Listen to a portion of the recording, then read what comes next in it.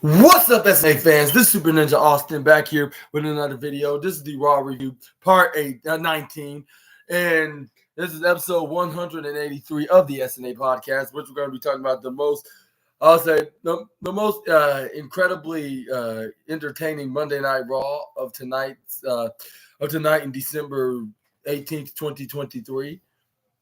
And I'll say, I guess this is going to be the special holiday edition because obviously next week they're going to pre-tape the Christmas episode of Raw, and all the wrestlers going to be home, like with their friends and family, or mostly families, I should rephrase that. But anyways, we're going to start off with the Judgment Day, and it seems like somebody from Sportskeeda lied because, or I would say lied, I'd say more like was mistaken, more like. But yeah, they were mistaken because all the members of the Judgment Day, including Dirty Dominic, Mysterio, and Mommy Rhea Ripley, and was with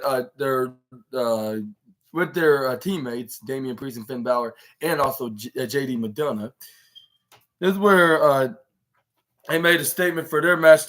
Damian Priest and Finn Balor made their statement tonight, from their future a tag team championship match at the end of the night, which is the main event, of course, with them on the microphone saying, first it was Rhea Ripley. It was Rhea Ripley. What she said on the microphone says this right here to the Des Moines crowd, saying, and this is where Rhea was like, what was that? Oh, yeah. This is the end of 2023 and the Judgment Day. We're going to continue the run 2024 here on Monday Night Raw.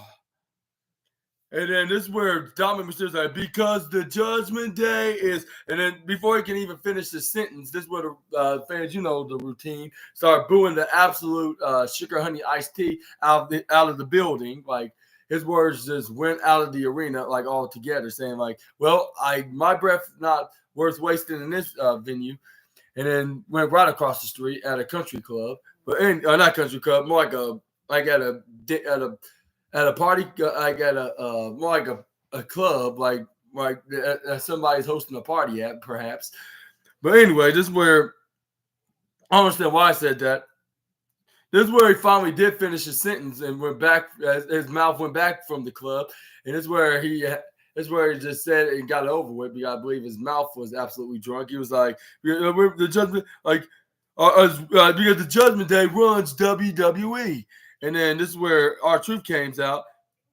And then this is where R-Truth's like, y'all really gonna open the show up without me as your new member of the Judgment Day? And he was like, I love opening up the show up, and he's like, and that is for Monday Night Raw. What's up? And he puts the microphone in the air. Fans started chanting "What's up" back at the former 24/7 champion. This is where R-Truth was welcome Monday Night Raw properly into this his opening segment, I should say. And this is where JD McDonough was like, what? And this is where JD McDonough was like, wait, Truth, what the hell are you doing out here? And you're not supposed to be out there because you're not a part of Judgment. And this is where R-Truth's like, I'm the Judgment Day now, dog. Like, you have to deal with it. And this is where JD McDonough was like some kind of a small chihuahua trying to attack the mailman because he was trying to run charging out R-Truth, but Finn Balor and Damian Priest had to hold him back. And this is where Damian Priest is like, hold on, don't attack. Like, Finn Balor's like, yeah, relax. Like, Truth is not the enemy. Even though I don't like this guy, he's not the enemy because he's so delusional. He thinks he's one of us. But anyway, this is what R-Truth. And then this is where R-Truth's like, weren't there supposed to be some initiation last week for me to join in this group? And then R-Truth, he's like, and y'all never done an initiation. Like, which I believe Damian Priest was legitimately laughing because regardless, this was very hilarious. Whether if you're playing as the character or not, like, you're going to die with laughter either way. like the laughter's gonna come out like one way or another with this segment. Of course, this is where R-Truth. Well, this is where R-Truth try to hold this in and try to be serious because he is the Punisher of the Judgment Day. And then when you're the Punisher, you're supposed to be more serious and not silly. But anyways, this is what R-Truth's like. But I'm not the one to complain. Like if y'all didn't have no initiation, like, but he's like, but we kind of did cross the line a little bit, don't you think? But like a lot of those leaks, like all those leaks, like DP, like I was hurt physically and emotionally.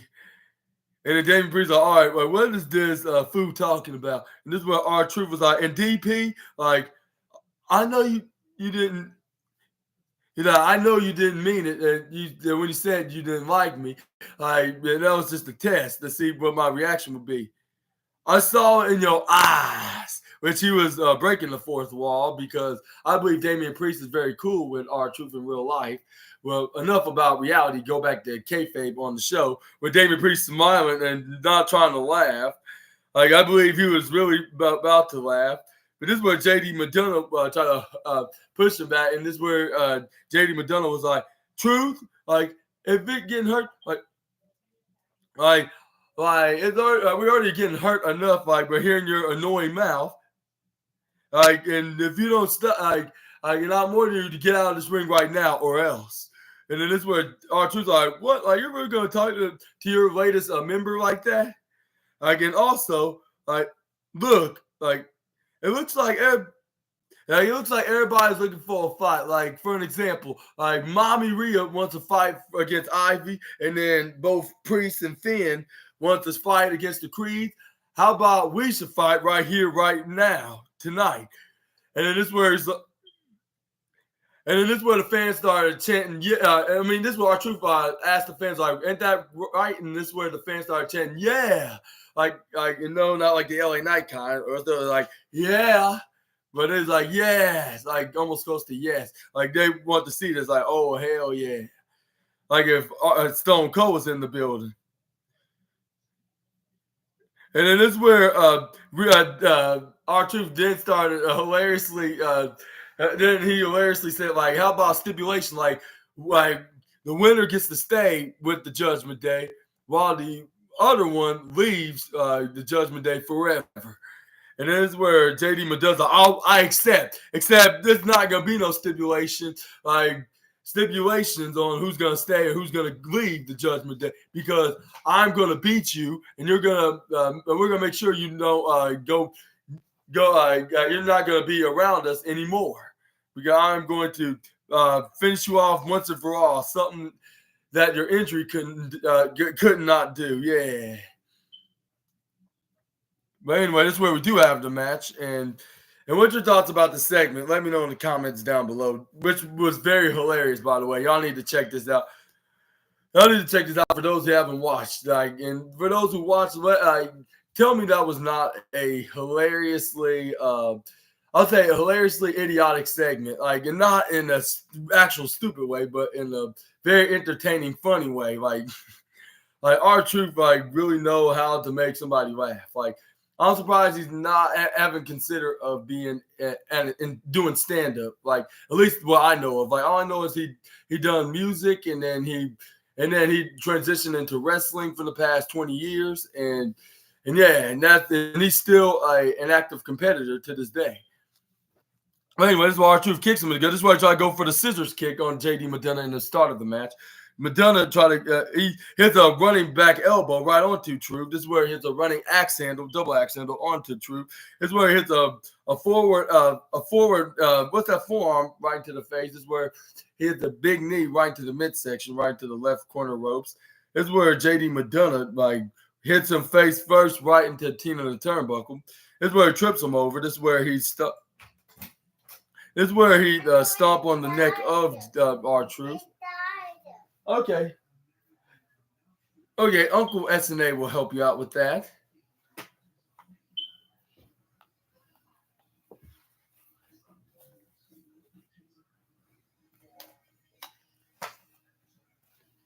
Excuse me, Birdie Bird. But anyways, yeah, this is where JD Madonna had him in the bottom. This is where he starts stomping on him. Referee told him to stop, or else he. I'm gonna say not stop because wait, what am I talking about? It was a no DQ match. And speaking of the matter, this is where Dominic Mysterio passed JD Madonna a peppermint kendo stick, and this is where he, after stomped a half a mud hole right onto poor Truth, this is where he tried to swing him around right into the middle with the kendo stick. R-Truth jumped into a leapfrog. He tried to get him right on his, try to swing across his head, but R-Truth hit the splits, like the duck down. This is where R-Truth kicks him right in the gut. This is where R-Truth hits the spinning scissors kick right onto the Irish Ace because it was a guaranteed, which I believe it's still his finishing maneuver. So yeah, that definitely makes it a guaranteed. This is where R-Truth gets back up. This is where JD Madonna was struggling to get back up himself. This is where R-Truth started pulling on his belt, like, and taking it out of his pants, and he whacked JD Madonna right in the butt with the belt, like Rey Mysterio did to Dominic Mysterio just at the beginning of this year, like giving him a huge whooping. And this is where JD Madonna tried to throw a mini Christmas tree at R-Truth. He dodges out of the way. He passed him a like a empty Christmas present box and hit a bro kick with him holding on him and hitting the Christmas present and hit him right across his face along with R-Truth's foot. Like if he was Sheamus or even Rob Van Dam, with him throwing it right to him, caught it and hit him with the kick. But he does like a jumping, spinning back roundhouse kick rather than a bro kick. But I'll say, yeah, he hit a bro kick right into the face. And I was like, I forget R-Truth kind of randomly does moves like that, of course. Like this is where R-Truth throws JD Madonna back in the ring. This is where he starts saying, yeah, that's my dog, Dom here. And this is where Dom's like, yeah, that's right, Truth. Like, I am everybody's favorite Dirty Dom. Like, and this is where R-Truth's like, yeah, this is my dog. And then this is where, when he had his back turned, this is where Dominic Mysterio whacked Truth right into Rita the ring post in the bottom right corner. This is where Dominic Mysterio started laughing and chuckling, ha ha ha. That's how I roll. And that's my dog, Truth, like looking like in a sarcasm manner. But he starts smiling on what damages and pain that he gave the Truth.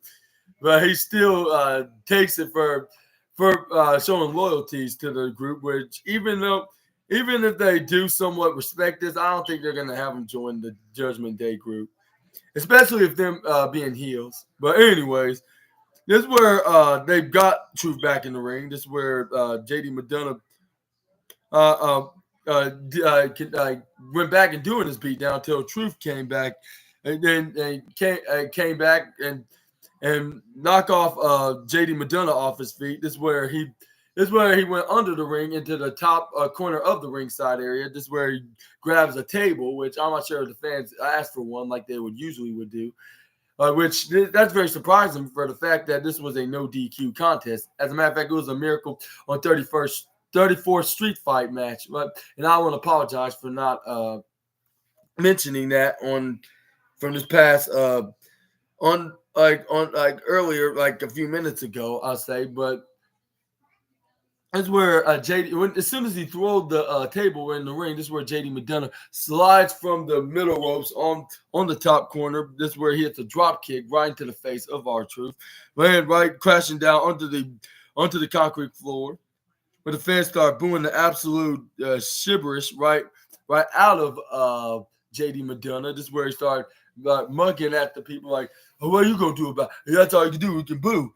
You can boo at me and Dom here. But when it comes to challenging us for a fight, like, you back down easily. I was like JD, why are you trying to look intimidating when your size hardly looks intimidating? If not the total opposite of intimidation, if I'm correctly speaking here. But anyways, this is where JD Madonna throws Truth back in the ring. This is where he hits a right strike shin right into the midsection of Truth.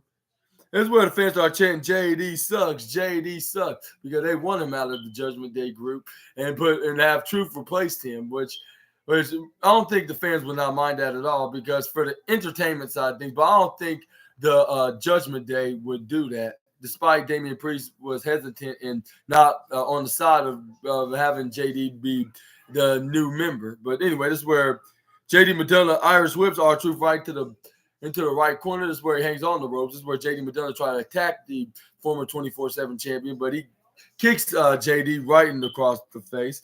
This is where R-Truth. This is where R-Truth he got back on his feet. This is where Dominic Mysterio trips over R-Truth, and he had his head landed right onto the jewels of JD McDonough, which I think Dominic Mysterio backfired that spot. Like, he was supposed to trip him over, like, at least in kayfabe. But Truth managed to land and broke his fall onto JD's family jewels, which some tells me he won't be starting a family anytime soon, like whether if he's in a relationship or not. But anyways, this is where R-Truth grabs onto the fire extinguisher rolling out of the ring. This is where JD tried to pull on him, but he put the front of the fire extinguisher, started spraying right across the face and the eyes of the Irish Ace, which he finally backed up by. And he started spinning around like, my eyes is melting. My eyes is melting. But this is where R-Truth was back in the ring. This is where he set the table up right into the upper right-hand corner. This is where JD McDonough tried to tell he could get an early start on the man that loves telling the truth. This is where he charges him with a right hand, but this is where Truth counters, hits a right hand of his own. This is where R-Truth repeatedly with the right hands. This is where JD McDonough tried to go for a clothesline. He ducks and runs right through the right hand corner side, hits a shoulder block like if it was John Cena. As a matter of fact, 2 of them in a row, until he hits that spinning back suplex, making it like the 5 moves of doom. Where R-Truth was getting ready to do, but the fans are like, yeah, we wanted you to do the 5-knuckle shuffle, which I was like, I'm not sure if it works, because usually when even if he successfully hits the move, he barely do so, and he'll instantly get countered with the attitude adjustment. But yeah, this is where JD McDonough hits an insecurity kick right to the head of the man that loves telling the truth. This is where R-Truth got back up somehow, and this is where JD McDonough tried to go for a clothesline right to Truth, but he ducked with the splits, hits a back spinning drop kick right on a back leg spinning drop kick right onto McDonough. This is where R-Truth finally got back up. This is where he finally hits the 5-knuckle shuffle. Of course he did. It's a guaranteed, which I'm not sure if it's a signature move at all. Like, just a little inspired that of his self-proclaimed childhood hero, I should say. Which, he landed right on the face of JD McDonough. This is where he tried to go for paying homage to the 16-time world champion and his self-proclaimed childhood hero, I should say. This is where he tried to go for the attitude adjustment. JD McDonough rolls out of the way. This is where he pushes him right to the right side. This is where R-Truth hangs onto the ropes. This is where JD McDonough try to bulldoze him right to the outside, right onto the right side of the ringside area. This is where R-Truth went right onto the lower side corner of the turnbuckle, walking. This is where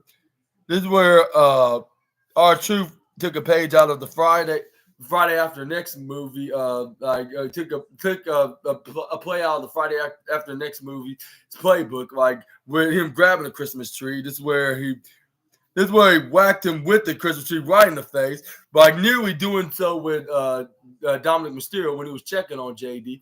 But he moved right out of the way, right on time. This is where R-Truth. This is where he throws JD McDonough back in the ring. This is where R-Truth tried to run right to the right side ropes. This is where back in the ring. This is where R-Truth lays McDonough right off the table in the upper right corner. This is where our troop went round the top rope. Or middle rope, I should say. This is where our troop tried to go for some kind of a landing splash right off the table, but this is where JD Madonna counters and hits a striking right hand into an interception. This is where he tried to go for a suplex right off the top rope, right to the table, but this is where our troops start fighting back, hitting right hands back on the Irish Ace, which he finally got JD Madonna back in the JD Madonna right where he wanted him until JD Madonna hits a thunderous headbutt right into the head of the man that loves telling the truth. This is where JD Madonna was like, "Yeah, he would be." And this is where JD Madonna tried to go for a top rope Spanish fly, I believe. But this is where R-Truth was still hanging on to JD Madonna and got the 1, 2, 3. And I was like, wow, R-Truth really got the win. I was like, wow, like this means that, and I was like, even for being a stipulation that R-Truth made up, like I think that I think it's time for JD Madonna to be kicked out of the Judgment Day group and have his replacement, which will be R-Truth, since he's now officially in the group of the Judgment Day, of course. But anyways, this is where R-Truth got. This is where he celebrated a little bit. This is where I believe he tried the shake. No, I don't think he. But yeah, but what do you thought about this match? I would say most definitely, the fifth match of the night because, like the same like Collision, we had plenty of handful of matches that were very entertaining tonight on tonight's contest. Oh, I forgot the door. Excuse me, Sam. But yeah, what's your thoughts on that? Let me know in the comments down below. Like you would probably thought that JD Madonna after making stipulations, but it's not official. It was just a joke. Like JD Madonna's still in the Judgment Day faction, or is he? Nah, I'm just kidding. But let's move on to the backstage segment. This is where we have Caden Carter and Katana Chance sending a message to their future opponents for the women's tag team champions, Chelsea Green and Piper Niven. This is where it's like, he's like, y'all still feel that storm that's coming along? That's what Caden Carter said. While Katana Chance added by saying like, well, if you don't, you will soon, because Caden and I are under our electric sky, and tonight we'll become the new WWE Women's Tag Team Champion. But I couldn't believe it until I seen it, which we're gonna talk about that, how the match was, how good it was, and then how shocking it ended up as, which we're gonna talk about that very shortly. But this is where Caden Carter was like, what we're talking about, and he's like, guess what? Like Piper and Chelsea, y'all times is up, and y'all time to party, so we're gonna get a whoop whoop, and this is when there's our don't. This is what I told each other, yeah, that's what I'm talking about. We're gonna be exactly doing all that as soon as we capture those babies.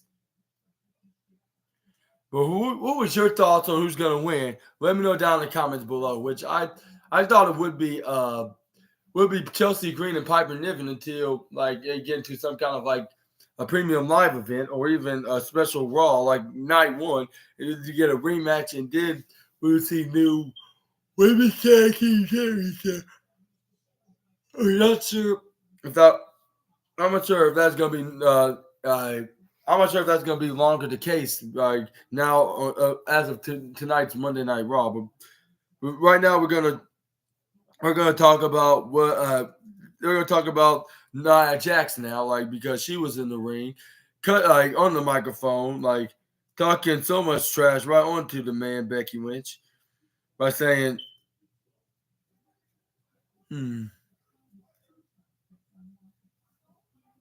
saying hey everyone, And she was like, I bet y'all all came to see Becky Lynch, don't you? Like, well, that's too bad. Like, you're gonna have to see plenty of me. Whether if you like, well, I would say she said all that stuff, but I would say before she had a chance to say anything though, like she came. This is where Becky Lynch interrupted her and confronted the irresistible force. With Becky Lynch was like if you have anything to say about me, say it to my face while I'm out here. This is where Nia Jax brought him and like, yo, I don't need this. Like I am better off like without any. I'm better off without any of these troublemaking shenanigans. And then this is where Becky Lynch was like, yeah, Nia Jax, where you going? I thought you want to fight with me. Like, like, like, like, are you scared, Nia? Like you have a mic in your hand and you could have came out there to say something. Like, what about me? Like, whatever it is, like you say it to my face, like I just said, like earlier.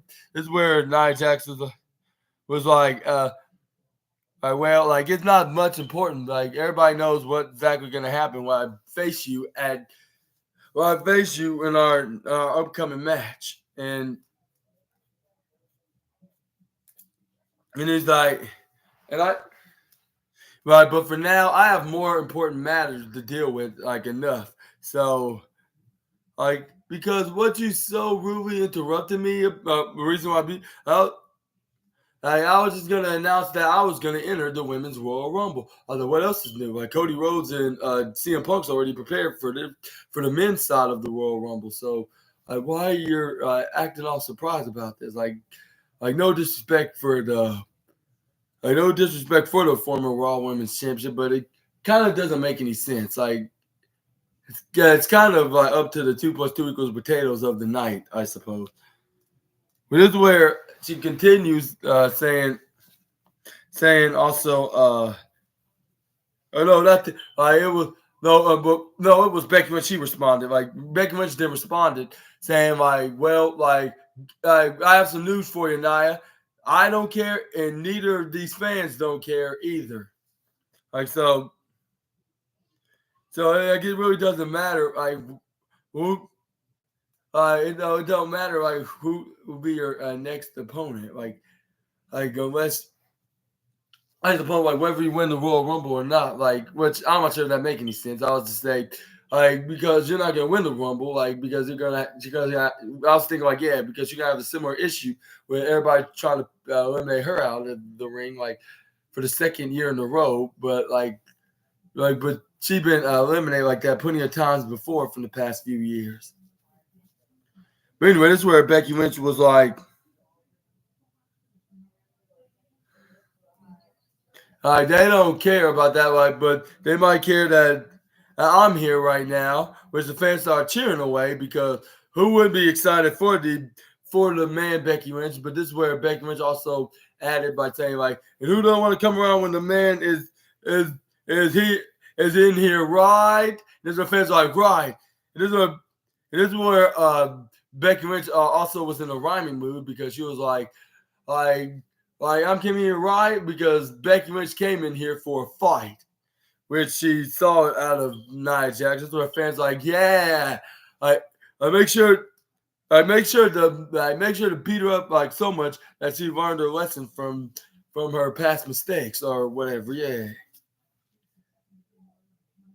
Which I'm not sure if it'll be a good idea to be trolling on that, like what happened 5 years ago. But the point is, like, they never got a chance to wrestle. So, even though Nia Jax not the best performer, but you got to admit she is getting better and better. She even put on some really great matches with the likes of Shayna Baszler, Io Sky, and even with Shayna Baszler, Zoe Starks, and Raquel Rodriguez. But anyway, this is where Nia Jax like, yeah, like the funny thing is we never fought in a proper match, and if it's because they are not afraid of what I would bring and do to you. which is probably something that's perhaps worse than her fist. Like, unless it is her fist, she's probably 10 times worse. But anyways, this is where Nia Jax continue by saying, like, you gotta admit you're the moneymaker. I gotta admit you're the moneymaker of this company, Becky. If we had to go one-on-one, that would end clearly. And he's like, and look at you, Becky. You're like, you're really the size of my life. Like, I can literally squash you, Becky, in your face all over it again. Like, is that what you want, Becky? That's why you came out here and come here? This is where Becky was like, well, that's one thing that you're right about, and that is true. Like, I really am the money maker. This is where Nia Jax like, look at you, Becky. You're the size of my leg right here. Like, I would squash you and break your face off all over again. Now, is that what you want, Becky? And then Becky, you was like, oh, wait, what I'm saying, I already said that. Like,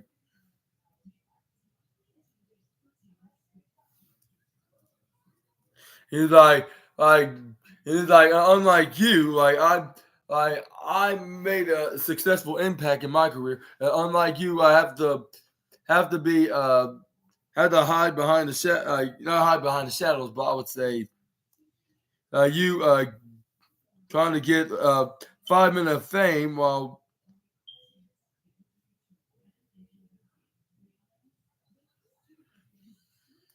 my bad. Yeah, he's like, she was like, yeah, your whole entire existence here is all because be on the back of somebody else's name. First to start off with your cousins, and then next it was first it was with your cousins, then the NOYE and Fatu family, and now it's all mine, behind my name. And he goes, why? Like, if God want to go down as history, is the greatest to ever do so. Like, your only claim to be is the only thing you claim is the fame is when you broke the nose of the man, and you're the first ever one to ever done it. And this is where he's like, what do you think? And this is where Becky Lynch also continued by saying, and also, not to mention every man and woman, that made the man who she is today. And this is the person who lost, to the great, but it was the greatest who could ever done it. And then this is where Becky continued by saying, but if you want to prove me wrong, all you have to do is fight me right here, right now, one-on-one. Like, come on. This is when Nia Jax like, all right, you want to fight? Well, you got yourself a fight. And she was like, she looked like she was about to get in the ring, but she was like, it's just not tonight. I continue to have the rest of the night off. And then Nia Jax because I'm not gonna waste my time on wrestling a little female leprechaun like her. This is where she started talking much bad trash onto the former Raw Women's Champion. With her.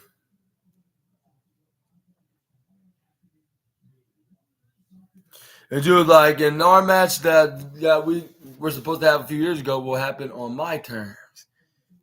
Which I instantly agree. It's her.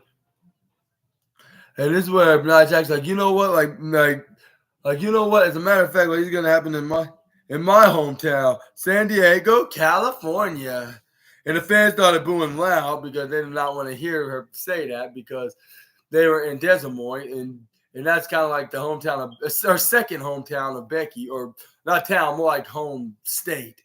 The home state of Iowa, considering that Rollins has a nice big house in Davenport, Iowa.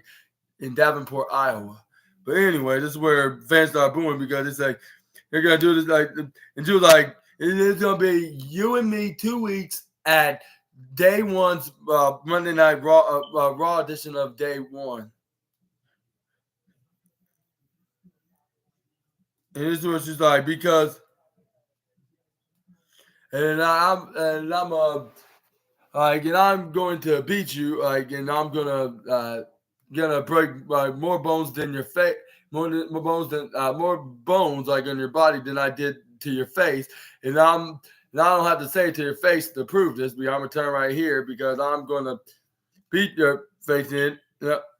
And I'm going to beat it over and over and over again. And this is where Becky Lynch jumped on top of her back when she had her back turned and ran right up to the right onto the right onto the irresistible force Nia Jax. This is where she started hitting right hands repeatedly onto the irresistible force. This is where she started hammering in her fist right onto her head. This is where Becky Lynch had to get pulled back by security. So she won't get suspended, kayfabe suspended or injured, of course. Which I don't think she's going to be injured. If anybody that's going to be injured is going to be the irresistible force herself. But because she was the one getting beaten to death. But up next we're going to move on is this is where we got earlier on the night. We had before I think the show went on the air. This is where Kofi started passing out gifts and WWE merchandise from WWE Shop, WWEshop.com, I believe, and they started their own. And then this is not WWEshop.com. This is where he started giving out like novelty wrestling shirt, plushie Macho Man Randy Savage action figures and other action figures. And this is where Wade Barrett's like, this is very ridiculous. Like a grown man dressing up like a children's fairy tale character. And then this is where Kofi Kingston was continuing to dress up as Kofi Claus, which I need to start coming up with my own version of a Santa Claus kind of persona, which I think I already got the first name in. I just need to see how to. Oh, excuse me. This is where Kofi Kingston continues backstage of just being like Santa Claus. He was like, oh, look at here. Like it's DIY, Johnny Gargano and Tommaso Ciampa. Like, since y'all been good, and this is where he's like, I'm going to ask you, who you guys want to like to have for Christmas? This is where Johnny Gargano was like, yeah, that's a good question. Most definitely, like, this is where Tommaso Ciampa was like, actually, what we actually want for Christmas is the tag team titles. And then whether if that be in the Creed Brothers or the Judgment Day, we want that match sooner rather than later.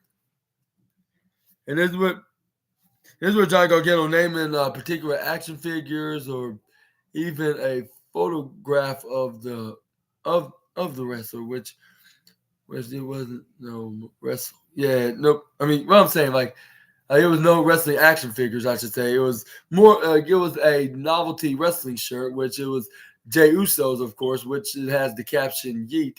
I'll say, I'm not sure to call it a caption with the Jey Uso's catchphrase more like, where it says Yeet. And I believe some tells me that's the reason why he came for the aid of Kofi Kingston when he got jumped later on in the evening, right before the main event. This is where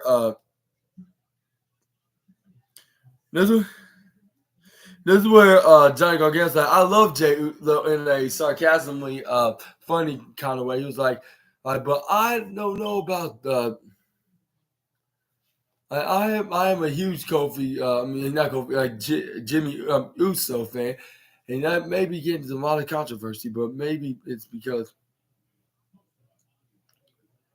like, it's actually Kofi, and he's a tag team like him, and he's in tag team competition on who's gonna be the better tag team on the roster, which we're gonna continue talking about, like Kofi calls was like, I have a very Merry Christmas, you guys, woo! And this is where we have them backstage. Like, this is where afterwards they ran into the Miz. This is where the Miz was already hyped up and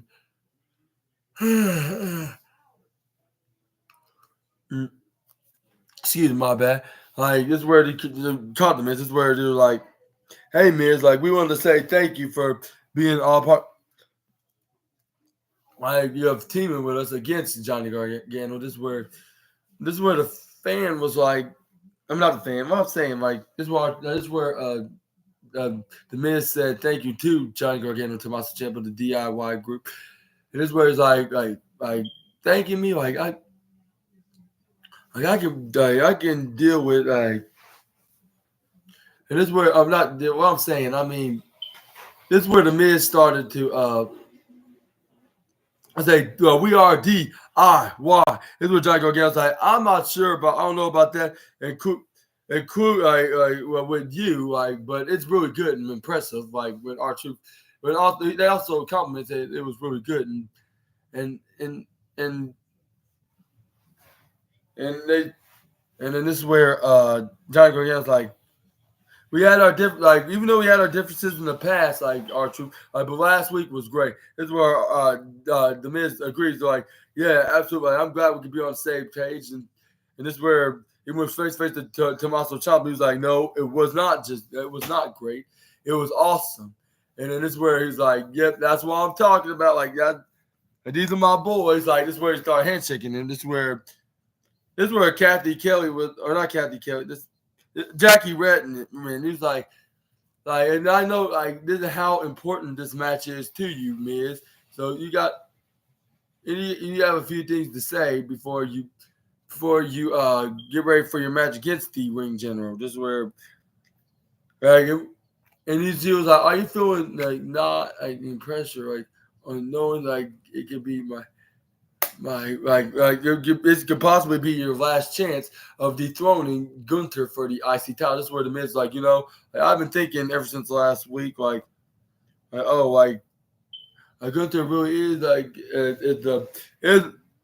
I thought he was the boulder on the top of the mountain. Though. Well, that boulder of the top of the mountain it sure seems might sturdy. Like in the foundation is cracked with Imperium. Gunther is lost with luck, and he was like, and then he was like the last time we saw a glimpse of a personality from Gunther is when I rattled him, the man, and he's like, and for an example, who looked at the greats have went past their foundation of getting their success, and there's really Imperium's maybe catering around it. The some of the personality the only personality I seen with Gunther is rallying, a man who just an entertainer, one of the wealthiest foundation. He's ambitious to the brink. He installed. And he's like, now I'm gonna do everything I can to do. This is what the Miz also said. I can do anything I can to become something I always wanted to achieve for the past few years, and that's being the 9-time Intercontinental Champion. And do you think he will catch that record? You'll be spitting if I said you were lying. But anyway, this is where the Miz was like, why don't you ask the Miz he was like, make sure you and this is where the Miz was like, and I'm gonna be the most held Intercontinental Champion in this generation. Walked out from the interview from Jackie Redmond. This is where the Miz get ready to do his match. This is where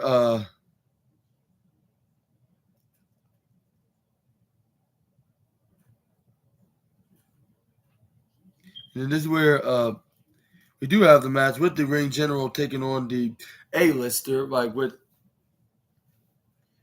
them going back and forth with the moves, especially submission moves, with Gunther grabbing onto the Miz's legs, trying to go for a Boston Crab.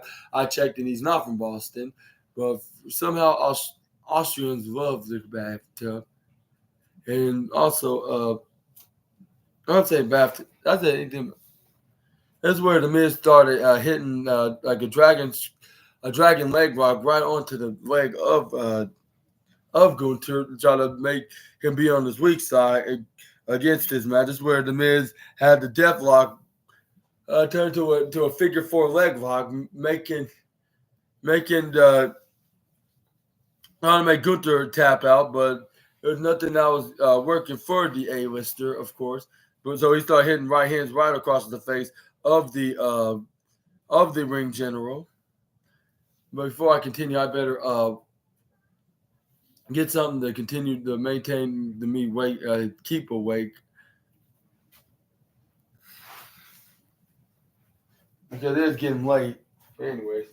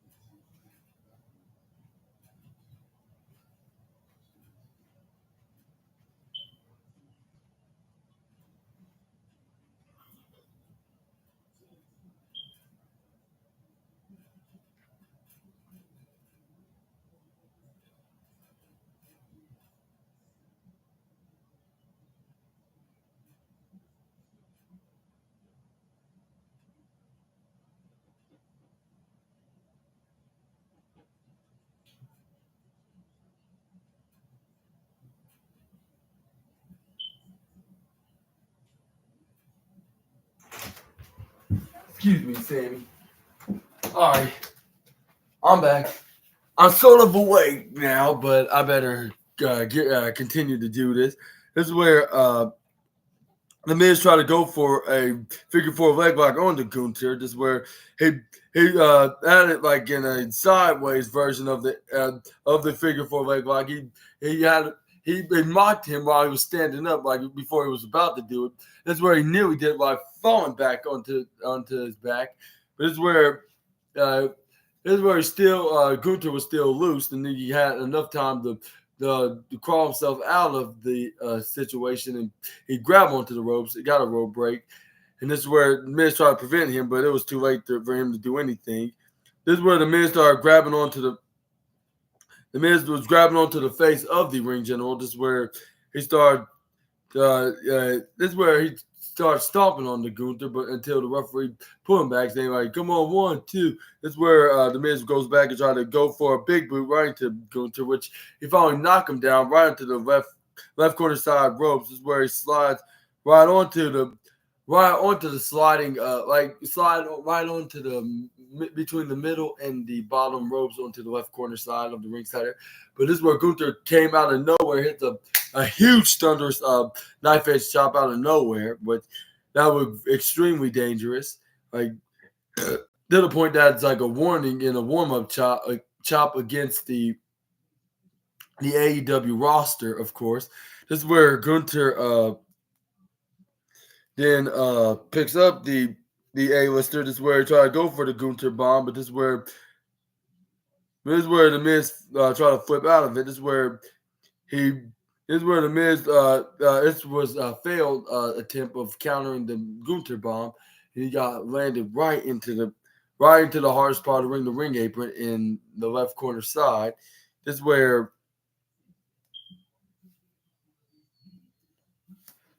he got him back in the ring, managed to do so. This is where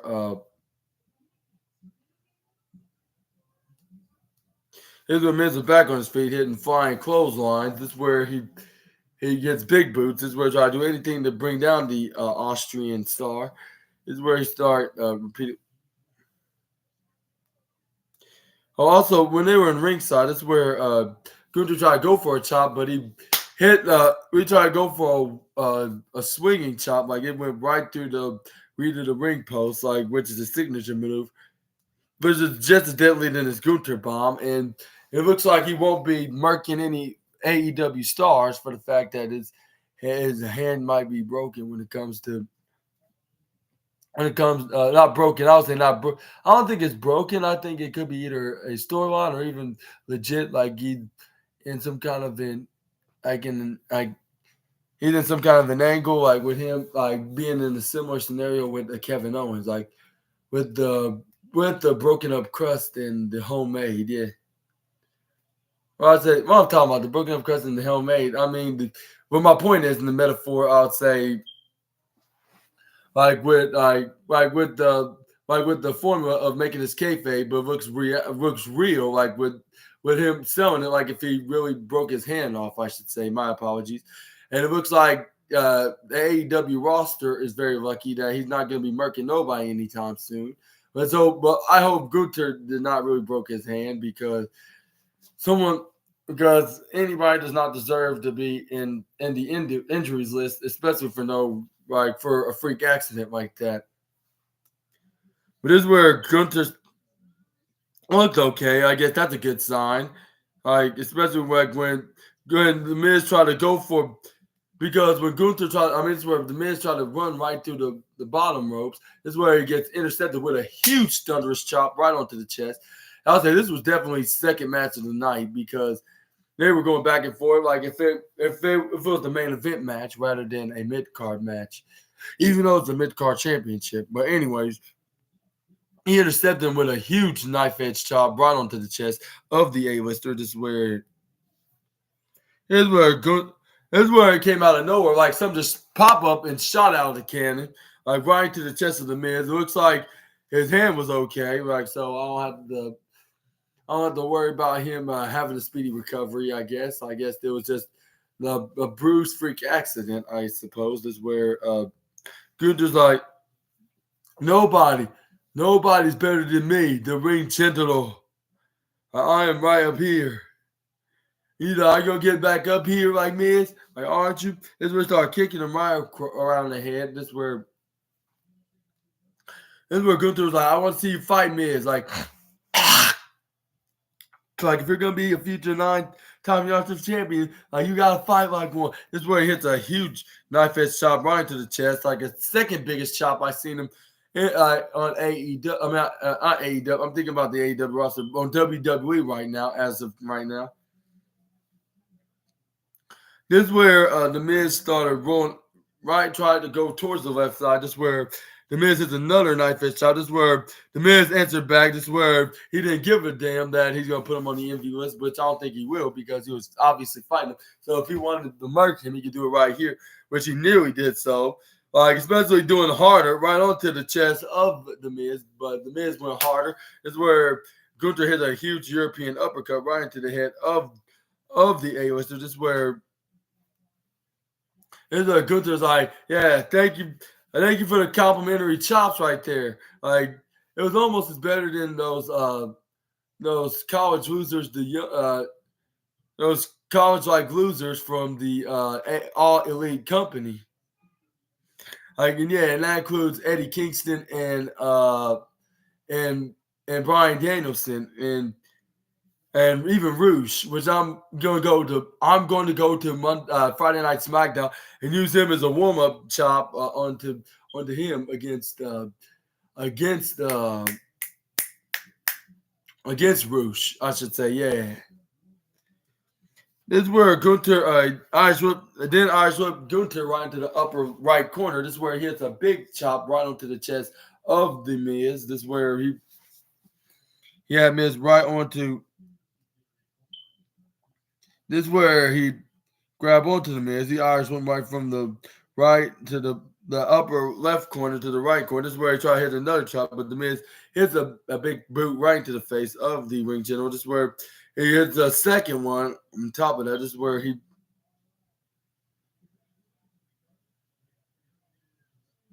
and this is where Gunther tried to go for the attack, but he gets kicked right into the face by the Miz. This is where he goes right to the upper right corner. This is where he hits a springboard crossbody, which is known as the ultimate comeback move in all sports entertainment. This is where Gunther caught him in midair. This is where he put him right on the top rope. This is where he hits a big, a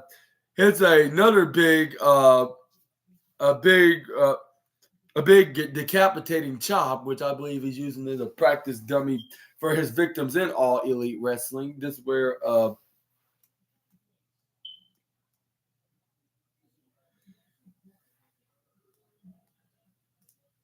this was like continuing to hit like the right hand. This is where he hits another chop right into the chest of the Miz, which led him right down to the ground. This is where he started crawling around the arena. And this is where Gunther was like, "Oh, y'all, you think you have what it takes to be an IC contender?" I was like, "Well, you already became an IC contender, like in the West. He wants to. You already been like 8 different times, and it would have been 9, like if it hadn't been for so many near falls." But anyway, this is where Gunther tried to go for.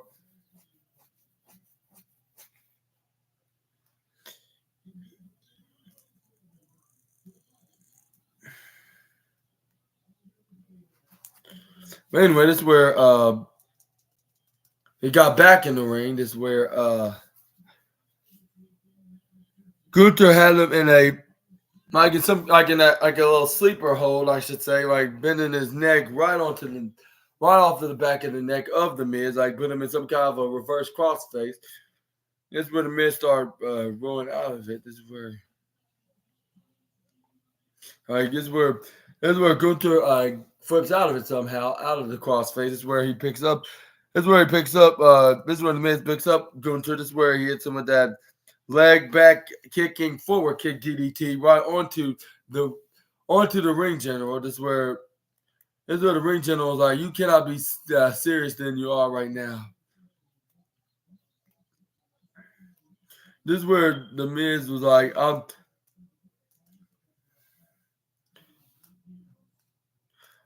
am going to win, and I'm going to do one way." And this is where on one hand I thought the Miz could win, but like for the fact that he looks stronger than he did when he faced him at Survivor Series a month ago, and this is the end of 2023. And even though I said it would be Chad Gable at the time, like when NXT or when Chad Gable is back where he started at, like we can have like but it looked like he's going back to where he started after this match, like being back in line because like yeah, he's not gonna be able to do this again as long as everything remains the same into the mid card division on Raw. This is where Gunther hits try to go for a clothesline, but Miz ducks and right through the right corner ropes. This is where he hits a flying head scissors and DDT right in the middle of the canvas. This is where I try to go for a pin, but the referee counted 2, but Gunther kicks out at 2.999999999 double triple nine, 0.1 away from being 3.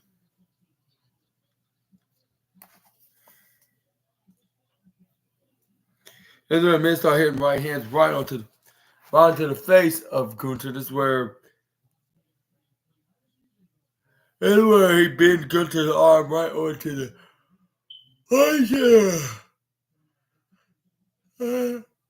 onto the bottom apron, I should say, or the bottom corner ropes, I should say.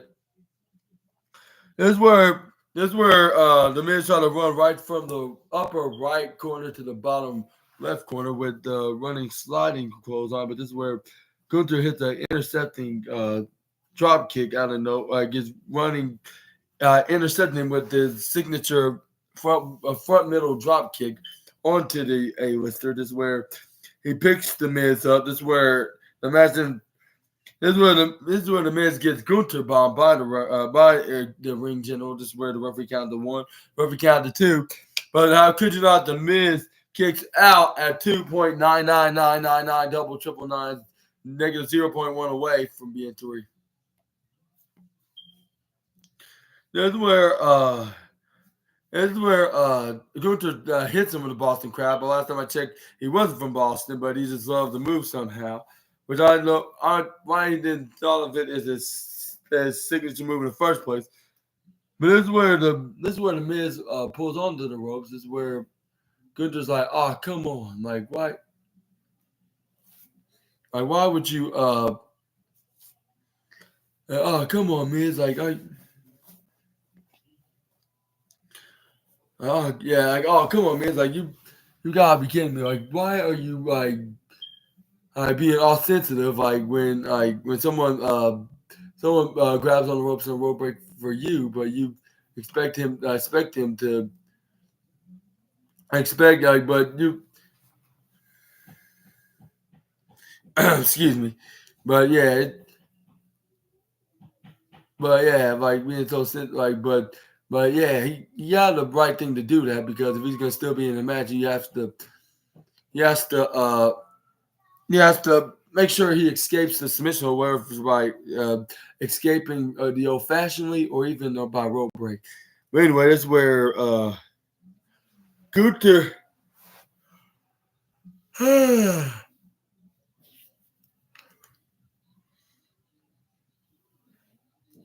This is where Gunther gets back up after after the after the finishing maneuver of the Gunther bomb wasn't enough. The same with the Boston Crab. This is where he tried to go for a knife edge chop. Like this is where he tried to grab him onto the hand because I think his punch was still broken. This is where the not broken. I would say injured. I should say. This is where the fans start chanting. This is awesome, which it was an awesome match because it was definitely the second match of the night. And if it hadn't been for the undisputed WWE Tag Team Championship, this would have earned itself I'll say a number one golden member of the a member of the I'm saying what I'm talking about. I mean, this is where Gunther hits a huge knife edge chop right onto the Miz, repeatedly right onto the chest of the Miz. This is where the Miz like, come on, I want more of it. Like, this is where Gunther was like, I do want more. Like, do you think you can? You think that you can beat me like in this match? Like, especially when my beautiful title's on the line. This is where Miz start hitting right hands until Gunther roll out of his right hand. This is where he puts a rare sleeper hold right onto the Miz. This is where the Miz flips out of it. This is where he hits a very close roll up, which is the most devastating move in all of sports entertainment. When I put the sleeper, but it was like the old fashioned reversal kind of way, which you could say it's the. I was just saying, oh yeah, like this is where the Miz, this is where Gunther tried to go for. This is where the Miz nearly won the match, like into this bout because this is where Gunther tried to go for a Gunther bomb, but it was a double curse because for the fact that because when he tried to go for a chop, not chop, go for a power bomb, a Gunther bomb. This is where he grabs on. He's like, I feel the pain. This is where he gets kicked right in the face. This is where the Miz hits the skull crusher finale on the Gunther. This is where it looked like he can make history of time with Chris Jericho reign as IC champion, but you only have a 2.999999999 double triple nines, a negative 0 away. A negative 0.1 away from being 3, which it was a. But yeah, like I'd say, the Miz deserves all the credit that he gained from this match against Gunther. But this is where the fans started, like, this is where the fans started chanting one more time, like when the Miz was getting ready to hit the skull crusher finale for the second time in a row. This is where he hits the spinning kick right into the head of the world of the like. And then this is where he tried to go for a skull crusher finale, but this is where Gunther rolled them out of the way. This is where the Miz kicks him right to the midsection. This is where he tried to run right through the ropes. This is where the Miz hit a clothesline, I believe. This is where Gunther hit the tree slam right onto the Miz. This is where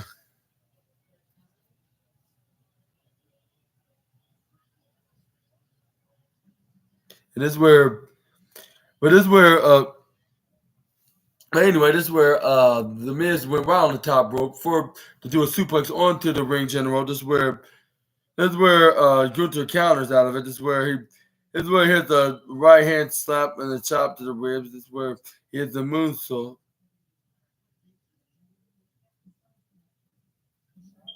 And this is where But this is where the Miz finally have him down again. But it was in but this time it was in an avalanche skull crushing finale instead of a normal skull crushing finale right off the top rope, which he did so.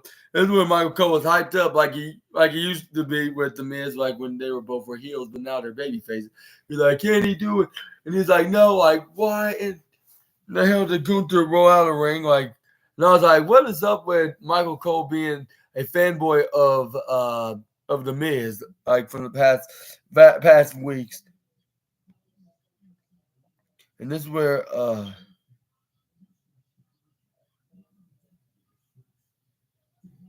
and then this is where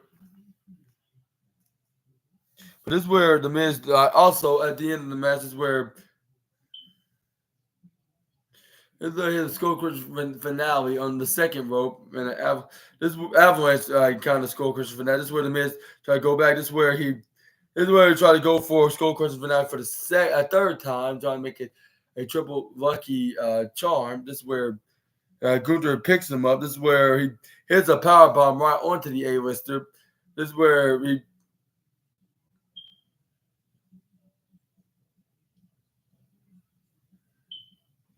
this is where But this is where Gunther hits a Gunther bomb, and this is where he hits a nasty chop, stinging the chest of them. This is where he goes for a second time, which this third time was a charm, and the fourth time was a well because it looked like he found the 4-leaf clover for the 4-leaf clover for himself to become a winner of tonight's Monday Night Raw contest, which you got the 1-2-3, and still your NXT North American Champion, the Ring General Gunther.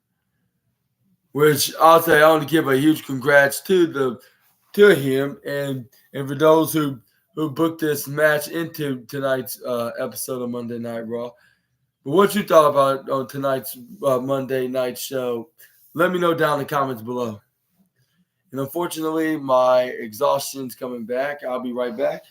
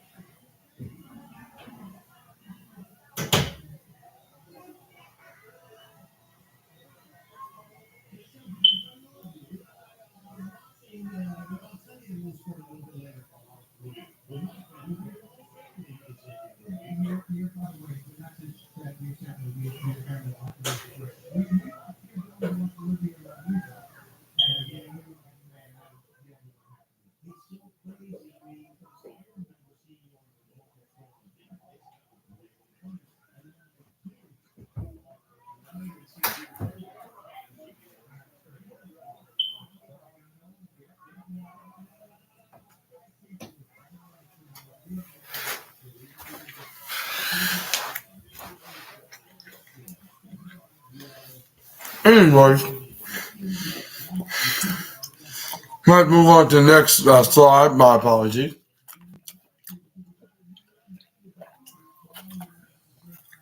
Well, this we got hype up with the Creed brothers was because they got opportunity for the undisputed WWE Tag Team Championships, and this is where uh,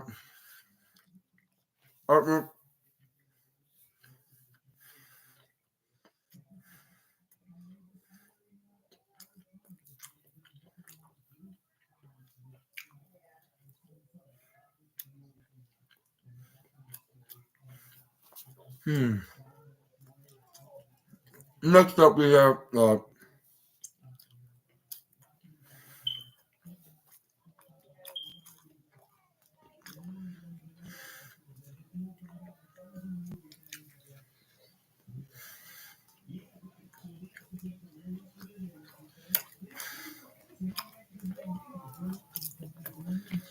is where we got a message with Shinsuke Nakamura to Cody Rhodes. Let him keep doing his message video backstage vignettes, which I'm not sure what this means, but I don't get why I still have him doing that. It's like with him showing that he's still this feud's not over, which is obvious because you'll probably see this at day one. So only we'll see it at the Royal Rumble. And even if it continues, we'll probably see this feud continues like until the Elimination Chambers of 2024. But anyway, this is where Gunther went back here. Everybody kind of celebrated a little, but he still wasn't happy for Ludwig Kaiser and Giovanni Vinci. And this is where Gunther was like, the reason why I can be all happy and jolly because I actually won the match like tonight against The Miz, and now he's no longer gonna ask me for a title match. And the reason why y'all should be holly and jolly tonight, and so you're celebrating here because y'all a failure, and you're gonna forever gonna be in the naughty list. Because I understand, like I guess what we've been contributing for, like we've been up here in the main roster for a whole year now. He's like, as I deserve this, like as the legendary champion that I am, I'm gonna step away for a few weeks and recharge. And like you stay here where like I expect you to grind like I did, like when I'm like your longest reigning intercontinental champion. Now I expect you to be part of this, and so hard and finally impress me. Like whenever you ever have the cojones to do so. That's where Kofi's like, oh, what's up, everybody? Like, y'all, like, why the long face? Like, oh, like it's because your daddy Gunther, I put y'all on the naughty list. Like, yo, like even if he didn't do so, let me cheer you up. Like, even if he didn't put you on there, y'all would have already been on there anyways. And y'all because y'all been a horrible people all year round. This is where he gave him a present anyways, but it was not like a present that you would give good children or good people in general. Like when it comes instead of bringing presents on Christmas Day or for Christmas Day, I should rephrase that. It was none other than what naughty people get on that day, and that was a lump of coal. And this is where it did not sit well with Ludwig Kaiser. This is where Ludwig Kaiser was like, he threw it right in the ground, slamming it, nearly cracking it in half. This is where he went face to face with Kofi. He was like, and this is where he, and it's like, and this is where he went face to face to Kofi. He walked out with Giovanni Vinci. This is where Kofi was like, what do you expect? Like, you got to be good in order to get real present all year round. And I'll make that a lesson to you. Like, when you've been like, it is like you know when you've been I've been knowing you've been good, good or bad or good, so be good for goodness sake. And this is where we have Shinsuke Nakamura next. That the American Nightmare Before Christmas, which I'm not sure if that even is a storybook or even a story in general.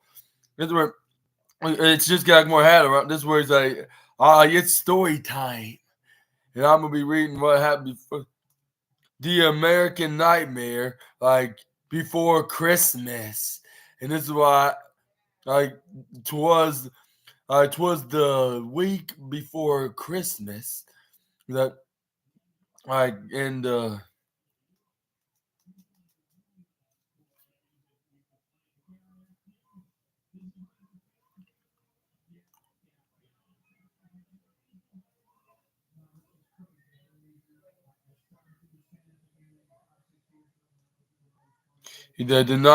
nightmare is over. The nightmare is through. The mist burns its eyes. For the nightmare is you. You bastard. You cancer. You part. You're stupid. You're a vermin. You're and he's like, my goal is to see that you're living in fright. Merry Christmas to you, Mr. Cody Rhodes. I will be your last fight that you have here in WWE. And then this, while closing the storybook, until Cody Rhodes came in, rammed him and started beating the absolute daylights out of him, throwing him right through the door into the outside. That's where, or even looked like it was like an outdoor, but more like the backstage on the other side. Is where it continued to beat down onto Shinsuke Nakamura in the ringside area. Even him face first right in the alley in the announce table, knock off the sign and everything from the timekeeper's area. This is where he nearly hit him with the crossroads, but the security guard pulled him before he had a chance to do so on the King of Strong style, sending him a message that he'll be ready for him, which, yeah, like I said before, and I'll say it again, that'll be just like the Becky Lynch versus Nia match and the Seth freaking Rollins match against Drew McIntyre. It's going to be at the pay-per-view. This is where we have Akira Tozawa, was in Adam Pearce's office. He wanted a match tonight, which he was like, and then he was like, and this is where, I'll see what I can do. This is where he's like, I'm going to get it tonight. And then this is where Adam Pearce's like, okay. And this is where Chelsea Green, she was like, are you seriously going to make me wrestle tonight? After I just defend our titles against Kata and Katana? The team, we did not want them to team. And he was like, well, they have been winning, all couple of their matches, from the past couple of weeks. So, yes. And this, but before he even answered the question, this is where it shows you, wait, please. Since it's the holiday season, madam, maybe you can find it in your heart there to cancel the match, altogether. And this is where she's crying, yeah, there's something that there's a generosity inside of Adam Pearce somewhere. And then Adam Pearce is Chelsea, I'm maybe you're right. It is the holidays, but no, I am not going to cancel the match. I'm going to give the people what they want, and they want to see you defend those titles against the rising stars of the rising two individuals, which I wouldn't say he didn't use that term, but he was like, you're still gonna. But the point is, he said you're gonna still defend those women's tag titles, and it will be against Kaden and Katana, and And there's nothing that you can get out of it now. This is where Piper Niven was pissed off, like, are you serious, like, Adam? And this is where, and then this is where, yeah, this is where, what's her name, Chelsea Green was like, "You ruined Christmas, Pierce. Like, you really did." Like, I'm gonna talk to Nicholas Aldis about this. This is where Adam Pierce was hilariously mocking her. He's like, "I would tell Nicholas Aldis, like, go ahead, like, see if that's gonna make anything better." This is where Big Bronson Reed was like, "Hey, Mr. Pierce, like, well, since you're making, since you have everybody in your office, like, yeah, Chelsea and yeah, Piper and Akira, like, what about me?" And he was like, and I can help but notice that you have future plans for Gunther's next challenger for his IC title. Now The Miz is out of the picture. And then this is where Adam Pearce is like, yeah, I sure do. And this is where Bronson Reed sternly said, all right, then, like, I'm ready to talk, so let's talk. Now Pierce like, well, first thing, like, but before they can even before they discuss it, this is where we move on to the next match, which was Katana Chance and Kaden Carter against Piper Niven. Piper Niven and Chelsea Green, I believe. Chelsea Green and Piper Niven for the women's tag team championships. And this is where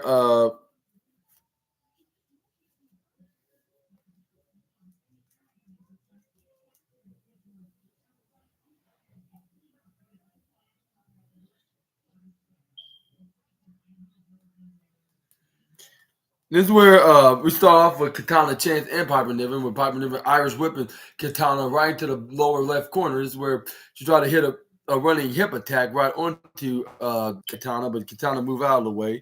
This is where she rolled right back in the ring. This is where she runs right through the ropes. This is where she gets instantly shoulder tackled by the Piper Niven when she tried to go for a splash right onto her. This is where Piper picks up Katana. This is where she puts her like in some kind of a power slam driver. This is where she rolled out of it. This is where Katana Chance tagged in Kaden Carter. This is where she has a wheelbarrow running bulldog right onto the Scottish bulldozer. And this is where Kaden Carter hit the springboard enziguri kick right onto the head. This is where she tags in Piper Niven.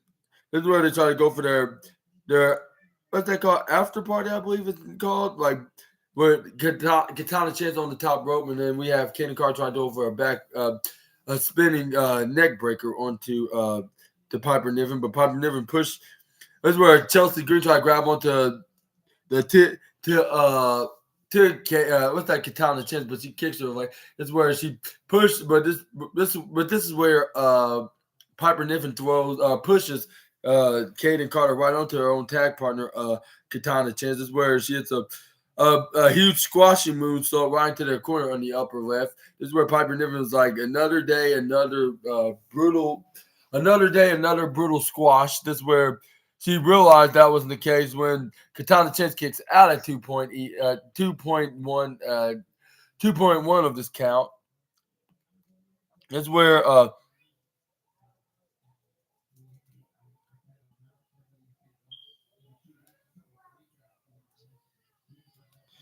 but this is where we get back in the match. This is where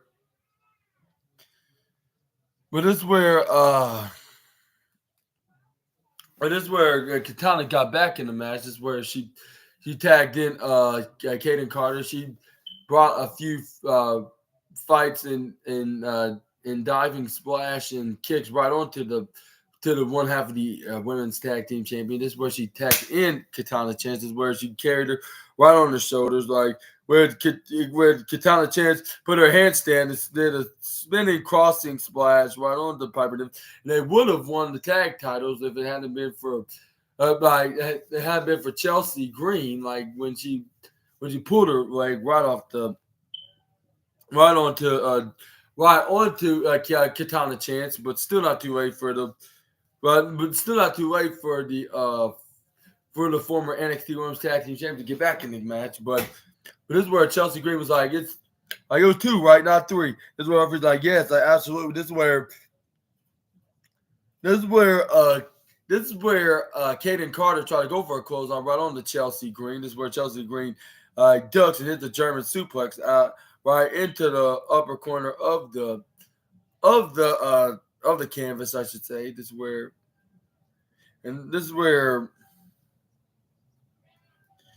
is where Chelsea Green grabbed on the Katana Chin. This is where you try to go for her kill switch running bulldog finishing maneuver, but this is where, or more like the unprettier, I should say, but this is where Katana Chin's rolled out of it. It's a face drop right into his face, like making it drop right onto the knees, I should say. This is where she tags in. Kaden Carter, where Kaden Carter had her in the neck break position while Katana Chin had her in the 450 splash, like which is the after party. This is where this is where Kaden Carter go for a pin. They got the 1, 2, 3. I was like, wow, they literally just won the women's tag team champions. Like I thought it could be just a rumor, and then we could not see them win the championship until like another couple of weeks, and we could just see a very close match between the 4 women into this bout. But no, like they showed like that they just because they may be on the smaller side doesn't mean they dominant in their own way, which I would say, yeah, that's absolutely true because they beaten, like I said before, and I'll say it again, I believe. Like, something tells me it's the deja vu while I'm explaining right now. And that, like they beaten women that are double their size as Piper and Chelsea, but mostly Chelsea Green. But what you thought? You think it was too soon for Chelsea to lose their women's tag title, or do you think that it was the right decision to take the titles right off from her? Like, and put on somebody that's like the future in the women's tag division for WWE. Let me know in the comments below. But I want to give a huge congratulations of becoming the new women's tag team champ to the former NXT women's tag team champions, Katana Chance and Kaden Carter. But let's move on with Ivy Nile saying I want Rhea, and I told Adam Pearce that I'm gonna I want to have her in a match, and for the women's world championship. And this is where this is where she's like, I want to for the women's world heavyweight championship in the future. But for now, I'm gonna have to get ready for the boys because they're about to get ready for their match later on tonight, less than an hour and a half, of course. This is where Akira Tozawa's like, I found me opponent. That's gonna be the biggest challenge yet. And again, it is him. And then this is where Ivar came in. This is where the Alpha Academy is like, okay, hell, how you doing? This is where Ivar's like, see you in the ring. This is where Valhalla's like, yeah, when if you're lucky that we leave you there alive when you're slow, which I doubt that she said that, but this is just all part of the Viking character, just for the funny side of things, of course, because they are, even though they're supposed to be serious supernatural Vikings, but you couldn't help but have a little laugh and joke about how silly they look, in such Viking costumes, looking way too silly. They couldn't be too serious enough to be wearing something like that right now.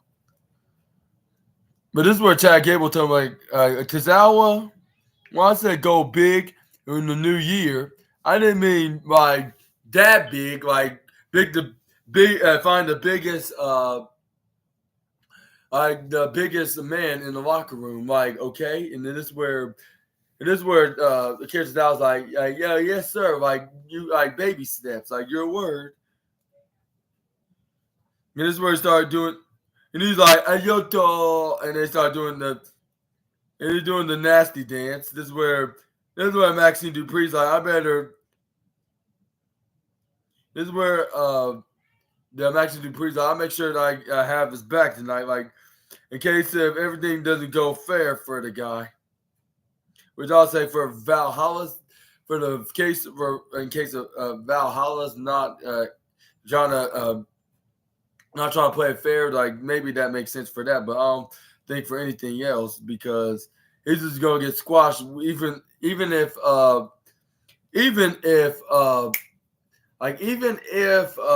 Valhalla interferes or not. This is where we have the match. Is where it was like a complete squash. Like, well, unfortunately, like for Akira Tozawa, it didn't really.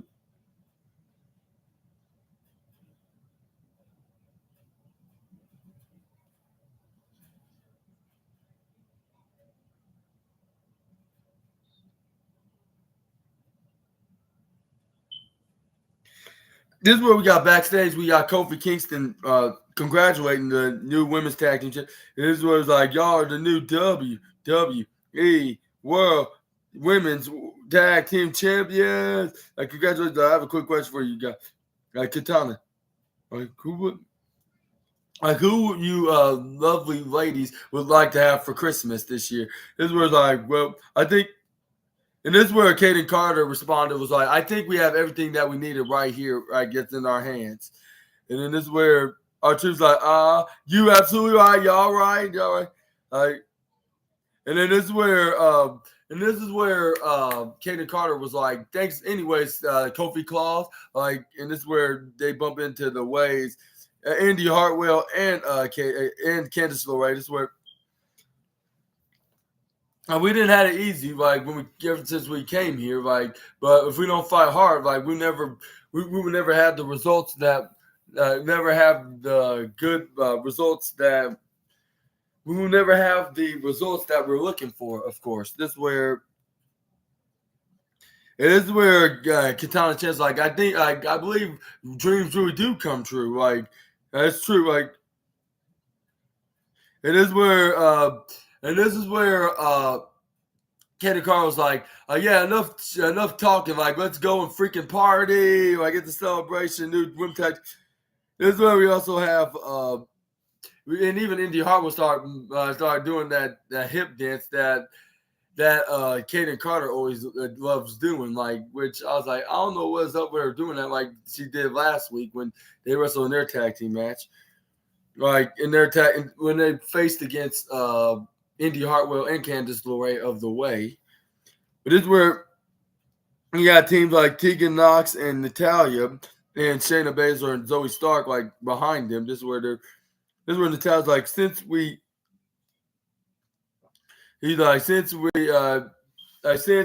Chelsea and them are no longer champions and since Kaden and Katana are the new tag champions, it looks like they're going to be needing some new challengers. This is where Baszler's like, I was just thinking the exact same thing, Natty. Like, they really do need some challengers. And Natalia's like, is that right? And Zoe Stark like, yeah, that's absolutely correct.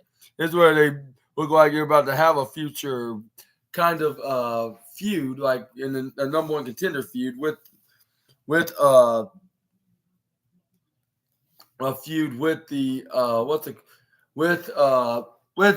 feud with one another for no one contender for the women's tag team championship, which that could happen like anytime, like in January 2024, and I'm not sure what will be next for Chelsea Green and Piper Niven unless they stay as a tag team, because most fans love their work as a team. Like unless they have something like.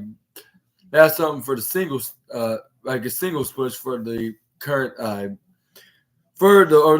former women's tag team champion. But anyway, this is where we have this. But yeah, I'll say that match was definitely the third match of the night. Next to the Intercontinental Championship, which goes in second, and third is the women's tag team, by the way.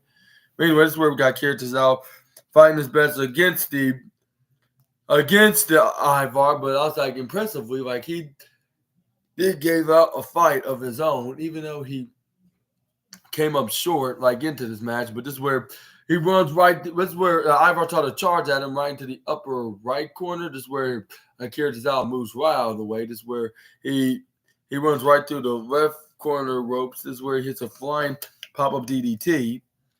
This is where yeah, this is where Ivar went straight down to the ground. This is where Maxie Dupree's like, come on, I do what Master Gable wants you to do. Well, I've been training you to do. This is where Akira Tozawa started doing that Otis dance. This is where he went. This is where he started doing more of a nasty dance, like which that means he's like saying like he have a lot of stink in his body, which I'm not gonna say much more about it right now. But just continuing like what on this match with him against Ivar. This is where he tried to go charge at him right in the upper left corner, but he gets intercepted by Ivar into a leg lock. What's that? Like a leg drop, not leg lock, leg drop slam right onto Akira Tozawa's back, landing his legs right around his neck. This is where Ivar like like that hurt like the Dickens. Like this is where he goes right up on the top rope. This is where and this is where Michael Cole made an analogy like the way that Ivar hit Akira Tozawa, run him over, like if it was a Ferrari, like a Mack truck hitting a Ferrari, which it looked exactly like that, like getting hit so hard in that way, like getting run over. This is where Ivar tried to go for a diving splash, but Akira Tozawa moves out of harm's way. This is where Akira Tozawa starts spinning around. This is where he started spinning around and started getting ready and gloated a little bit until he ripped off the Alpha Academy shirt like if he was a Hulk Hogan. That's where he ripped it right off his around his waist and torso. And this is where he tried to go up on this top rope and try to hit a finishing senton maneuver. But this is where Valhalla tried to distract Akira Tozawa, but luckily, Maxine Dupree was getting involved, which that was probably the best. This was probably the best idea that she went out there ringside with the former, against the former one half of the Raw, SmackDown, NXT Tag Team Champ, and former Riot Squad member, I should say. But I'm not sure if it was a good idea for long because this is where Valhalla saw this from Maxine Dupree. This is where she screamed. This is where she started running right towards Maxine Dupree, but Maxine Dupree dodged her by a second, and she hit face first instead, right into the very barricade. This is where Akira Tozawa was kind of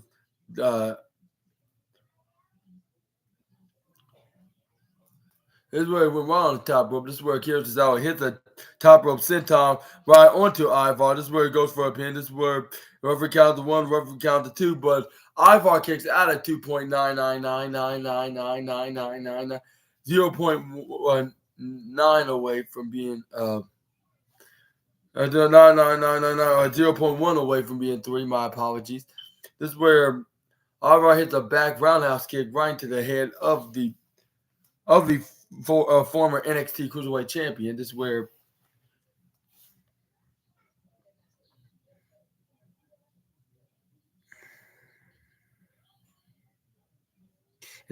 Ivar has a real kick. This is where Ivar went right on the top rope. This is where he tried to go for a moonsault, but this is where Akira Tozawa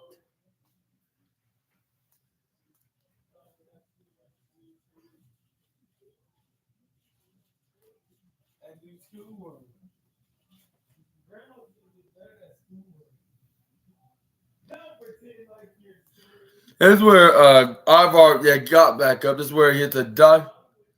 This is where he finally put away Akira Tozawa, hit a big splash. 1, 2, 3. It was a guaranteed because of course it was. Like first failed is the second time it's a guaranteed.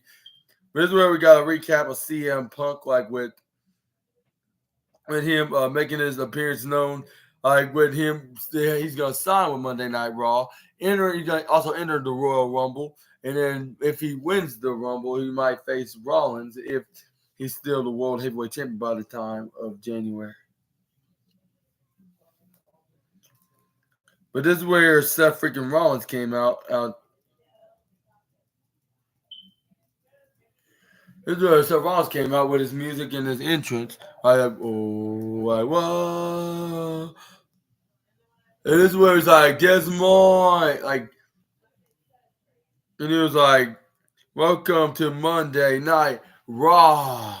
Like the home of Monday Night Rollins. Like, you're a true visionary. You're a true revolutionary.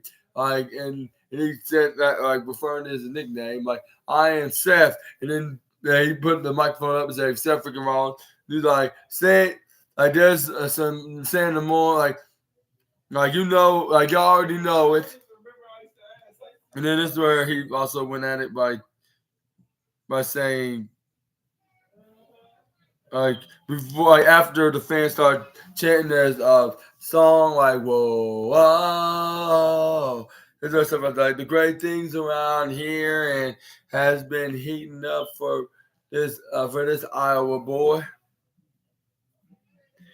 And he's like, after my little confrontation, I guess you could say, last week with CM Punk, I'm feeling more motivated than I ever have to continue to be like the best world heavyweight champion in his entire industry in WWE.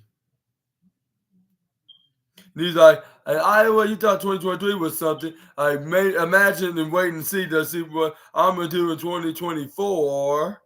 Fans were continuing to cheer for that. And this is where Seth Rollins was like, in that journey of 2024 starts at day one when I successfully defeat Drew McIntyre for the world heavyweight champion, retain and remain as world heavyweight champion. And he's like,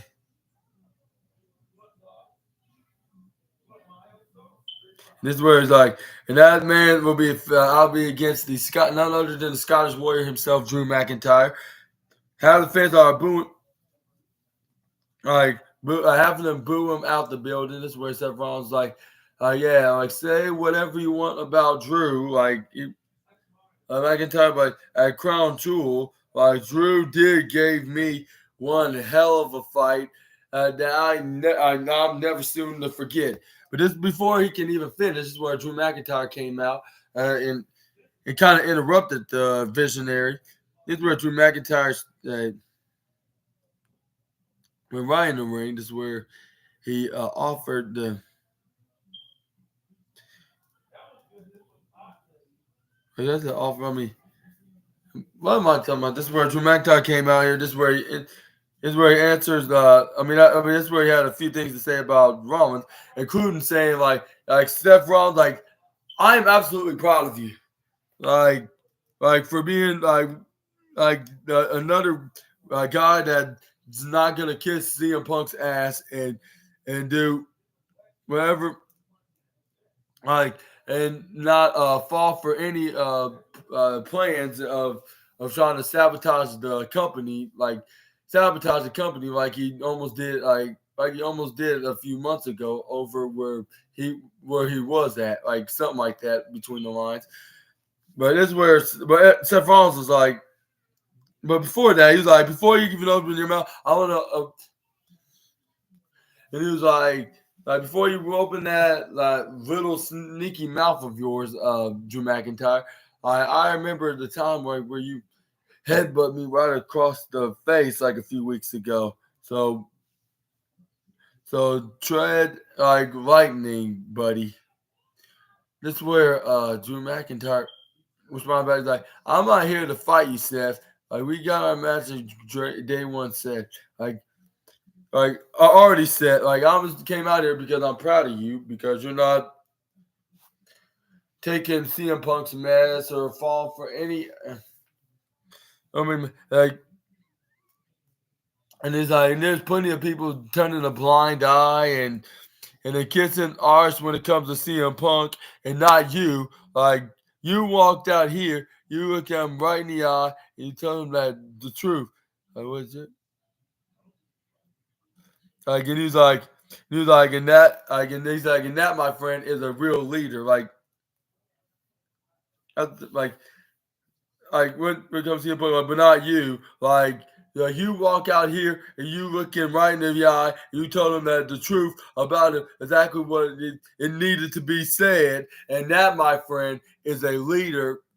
And that is what a lead. That is a leader, and that's what a leader does. Stands for his company when it comes to hypocrites like CM Punk. Well, he didn't say hypocrite. Like it was just some extra I added, but Drew McIntyre basically said like you stand up to him, and I like stand up to the CM Punk, and you know what like he's there for, like to manipulate. Which I don't think that's exactly the case. Like he's changed from then, and now he looks like he can achieve his dream while he's in WWE. Like plenty of them, of course. And this is where everyone's like, "You got me there." This is where the fans start humming away his song. This is where Drew McIntyre's like, also, it probably feels pretty good, like, doesn't it? Like my friend, like you work your chin, like you, and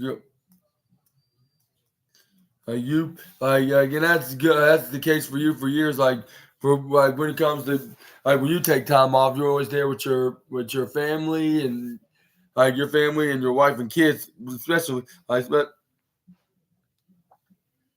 and like, and I have is my reflection of myself, like talking about my family over in Europe. Like when I had a chance to go out home, like not that long ago, and now I start seeing things that like I start feeling like I feel in a certain way that I did not like. Like he's like I feel like that like guilt like is starting to see my family members getting older and start to see my dad getting older as well. And he's like after 16 year, like first thing ever I question like in my words. And then and this is what Drew McIntyre's like and it's something that you can understand and possibly relate to, Seth, because but you can't.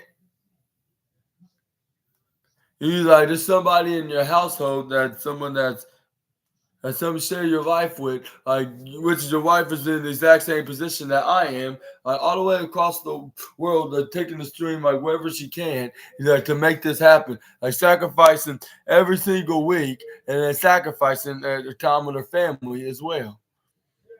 And he's like, you've been part of this difficult conversation. And he's like, and he's like, and there's a big show coming up, like and he's like the fans now, like I don't know, there's the difficult conversations that, like when a family member gets sick, like when the parents get sick as well, like he's like in her, he's like in my mom and her dad, like which is Drew's grandfather, like he was like what sacrifice and deciding to let them hold his rent and to be there for them when they're going through it all, like but they tell, don't you dare come home, you come tasting that dream, and you make it like he's like and usually like and when. And then this is where Drew McIntyre's like, when you have an opportunity of a lifetime, they're not here you're not here anymore to celebrate it with you. And then this is where Everyone's like, I see your point, like, and that's very unfortunate. Like looking in a very depressing facial expression. This is where Drew McIntyre was like, so Seth, like I've been I and he's like, and also I don't want your title, Seth Rollins. Like, I need your title, and I need to get this victory from you, like in 2 weeks from now at day one to prove a point like that. I need that validation on help to know that sacrifices were all worth it. I have to know what is that hurt that I cut was all for nothing. And he's like, and it's like, if that means I have to hurt you for everything, Steph, like I, I, I'll do whatever it takes to take that title from you, like at day one. And then Seth Rollins was looking around. He started hearing what the fans had to say. This is where Rollins looked back at Drew. This is where he's like, Drew, here's the thing, man. Like, I don't think we really know entirely how to feel about you, man. Perhaps we have to spell it out for you. Because you say stuff like that. Like, I want to take it by heart. I got what I want to. But as of late, like you, he's like, and whatever come out of your mouth does not add up. So I'm not sure if what I believe you or call you out on your crap. And then Rollins was like, he's like, you have your time as being WWE Championship, and you've done that. Like, he's like, but I want to know, Drew, like, much as you need this, like what makes you think like the outcome this is gonna be any completely different than therefore he's like you can may say that you're not the same person that you once was. Like, what that even mean, like Drew, like, and that's where he also had to say like you're willing to cheat, you're willing to lie, that you're willing to hurt people, like you're willing to take shortcuts. And that's what it is, like Drew. Like, yeah, you're true in that regard. But in many ways, you're saying because you still want to point the finger at everybody else. Like, you still want to shift the blame. You still answer like you do whatever it takes. Right? Like he's like, except for Christopher, Christopher, like anything that, like and then like you. And what it's more than just taking the world, which it takes respect and responsibility, like for your actions.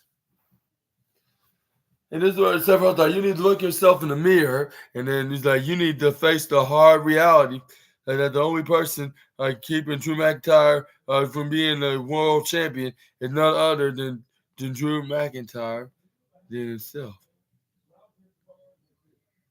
And then this is where Drew McIntyre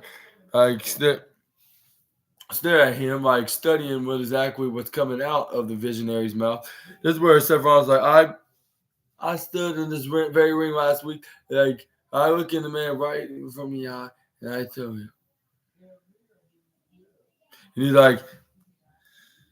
he's like, and Drew, I'm looking right directly into your eyes. It's where, I was like, I can hate you, like, I pity you right now, as a matter of fact. And then Drew McIntyre started looking looking straight at Rollins and looking down and then had nothing to say. This is where Seth Rollins was like, a Merry Christmas, Drew, and I'll see you in a couple of weeks. This is where he's about to walk out of there, but this is where I believe Drew grabs him from behind, turned him from behind. This is where he tried to go for a Glasgow headbutt. This is where Seth Rollins expected him to do to hit the move like he did a few weeks ago when he revealed that he's defending his world title against main event Jey Uso. But he hit the striking right hand to prevent that from happening again. This is where Drew McIntyre trying to go for a running clothesline. This is where Seth Rollins hits a chipping super kick, that made that chipping clip sound right out of nowhere, right into the head. And this is where I knocked down Drew McIntyre out of the ring. This is where he hits a suicide dive. This is where he landed right on top of him. This is where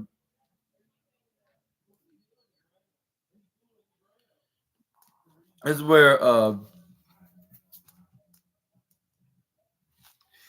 start beating the living hell out of each other. Especially with Drew McIntyre slamming them right back first, right into Barry Barricade, which he do have some back issues, from the past couple of months, and making it go overtime. And this is where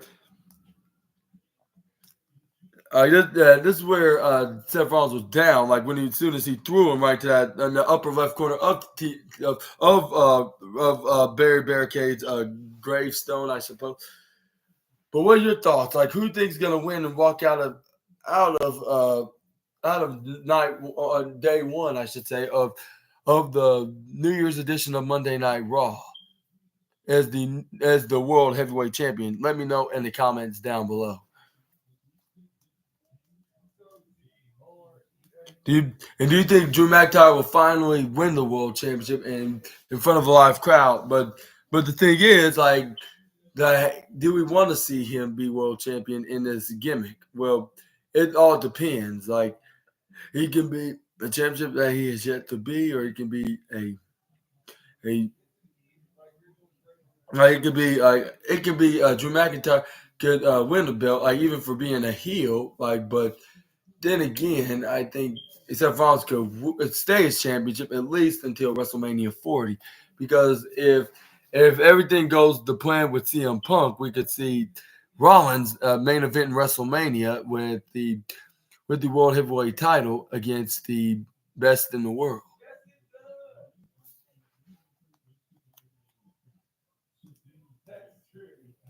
But this is where we had Kofi Claus like throwing WWE merchandise like his Christmas presents all around the arena with to all the fans right in front, like by throwing it at every single fan, like throwing merchandise or like merchandise like of action figures or stuffed action figures or even like t-shirts or any kind of novelty clothing, like especially like novelty wrestling shirts and stuff that you can buy from the WWEshop.com. But this is where he gets attacked from behind from the two Imperium members trying to make a statement, like to make their father Gunther proud, like by double teaming the Dreadlock Dynamo. This is where Giovanni Vinci was hanging on to onto Kofi Claus. This is where he started beating them up by hitting punches right into the midsections and hitting them with a striking fist right into the face. This is where Giovanni Vinci hits a back suplex. This is where he was like, "What are you gonna do now, Mister? What are you gonna do now, Mister Jolly Old Saint Kick?" Like, or whatever they would call him. Like, considering that he loves doing like moves that has a kick association, and also like they took off his fake beard and his hat. This is where Wade Barrett on commentary was like, "Oh look, it's Kofi Kingston." Like, really, like Wade, really, like, do you really have to mention that right now? Like, and plus, it was very isn't it very obvious? Like, but no worry. Like, fortunately, Kofi did have some help, and it was main event Jay Uso that fought back off him onto both Giovanni Vinci and Ludwig Kaiser, hitting right hands, which fans start chanting yeet, yeet, yeet, and knocked both men of Imperium down into the ground in the ringside area. This is where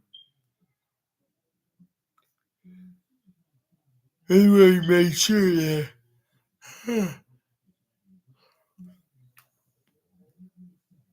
Excuse me. This is where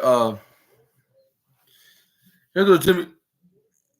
This is where main event Jay Uso was like, "I want you, pretty boy," like jokingly right onto I'll say not jokingly about the match, but said in a very, I should say, a hilarious kind of manner. Like, in a hilarious kind of manner, he called Ludwig Kaiser a pretty boy. He's like, "Come here, pretty boy. Like, you want to square off with me, like in the ring, like if you want to prove that, if you want to prove to your father Gunther, like you have what it takes to be the next ring general, like bring your bring your big mouth and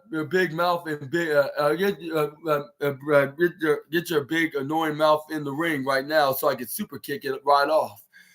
This is where we did have the match with main event Jay taking on the personal ring announcer of Gunther.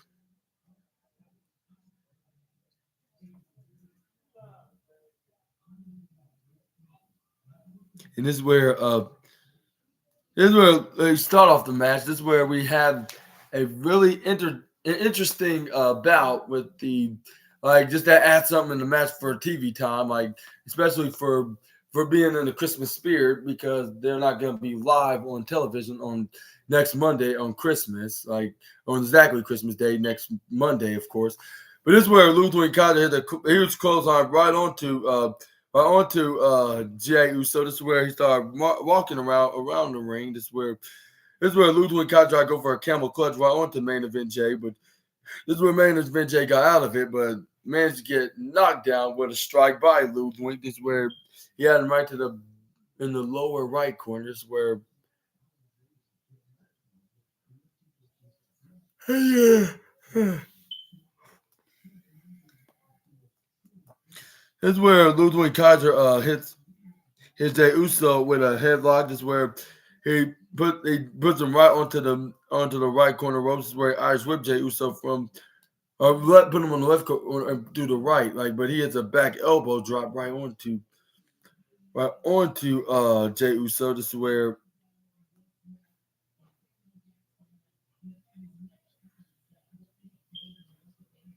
this is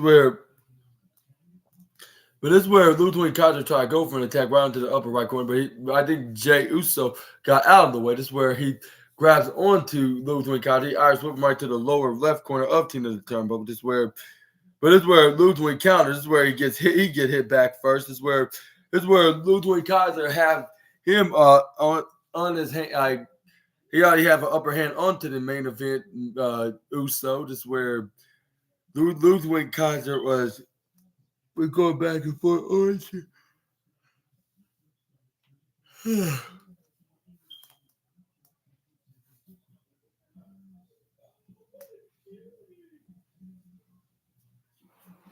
And then this is where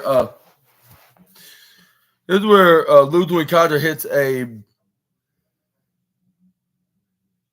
This is where he put him in a choking headlock right onto main event Jay. This is where he kind of break him in the eye. This is where the referee was distracted by him, like nearly counting him out with the 5-second warning count.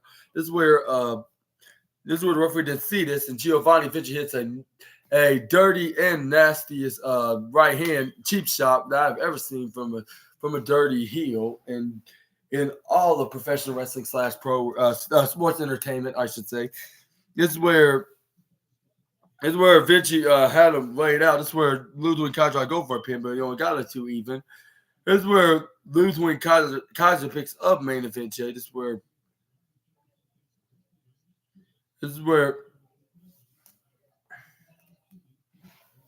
Ludwig Kaiser grabs onto the leg of Jey Uso when he tried to go for a kick, but he's spinning around, which I believe it was probably a idiotic idea because he probably haven't watched wrestlers in the past that wrestled the Usos. Like, they always do a maneuver like that, and that's all in a comeback move. Like when it comes to fighting a heel tag team or a heel superstar in general. But anyway, this is where fans start chanting Usi. This is where he gets hit with a thunderous running European uppercut right into the face of Jey Uso. This is where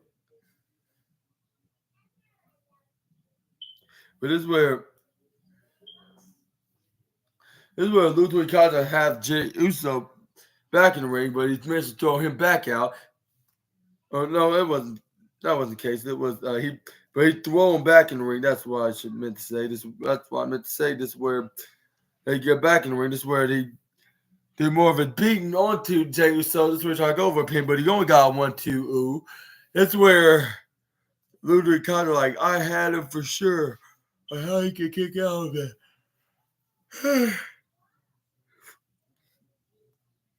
This is where Ludwig Kaiser tried to this is where they got distracted by Kofi Kingston when Ludwig Kaiser looked like he was about to win. But this is where Kofi Kingston came out there to help Jey Uso out, one of his fellow frenemies in WWE. Like, he scratched his back. Now he's trying to return the favor to scratch his back, which luckily is only metaphorically. But anyway, this is where Kofi. This is where he hits the Trouble in Paradise right onto Giovanni Vinci. This is where Jey Uso hit the spear right on the Ludwig Kaiser. This is where he hits the Uso splash. Finally got a singles win, onto the main on Monday Night Raw side, as a single star ever since joining Monday Night Raw, I should say. but yeah, he but still finally got a win in the singles competition.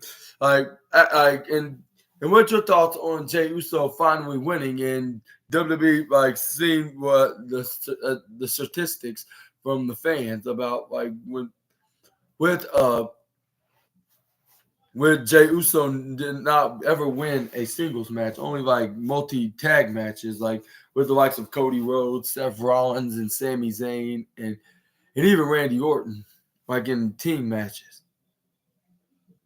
But yeah, but let me know what y'all think about this in the comments down below. We're gonna move on to your main event of the evening. This is where we have.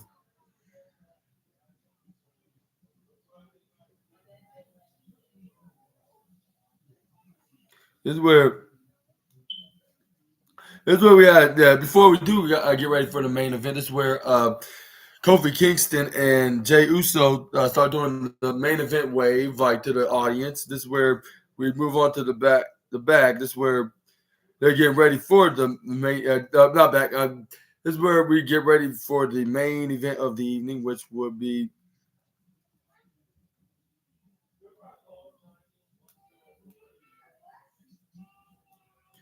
This is where JD McDonough was worried about him being kicked out of Judgment Day for the fact that he lost to R-Truth, and then this is where he was like, "Oh my God!" Like Damian and the rest of you guys. Like I don't think I should be in ringside right now with y'all, you guys, for being a disappointment for you guys and no longer being in the group. Like, and this is where Damian Priest is like, what are you talking about? You're still part of the Judgment Day faction, despite what our truth try to stipulate on who like the winner should still be a part of the Judgment Day and the loser leaving the Judgment. Like he didn't even join the Judgment Day, or even let alone he didn't even join the Judgment Day, let alone us giving him an invitation of him joining whatsoever. So I don't listen to everything that Truth said. Like this is where JD McDonough's like, oh, thank you very much. That's where Damian Priest is like, well, at least for now. And he's like, he's like, let's get serious for a sec for it. And he's like, can anybody, and we need guys like you to help take down for those who think that anybody that can step foot against us. Like, and I went and talked to Adam Pearce, and I even know want an opportunity for me and my women's world championship. That's what she's going to get. And then this is where it's like,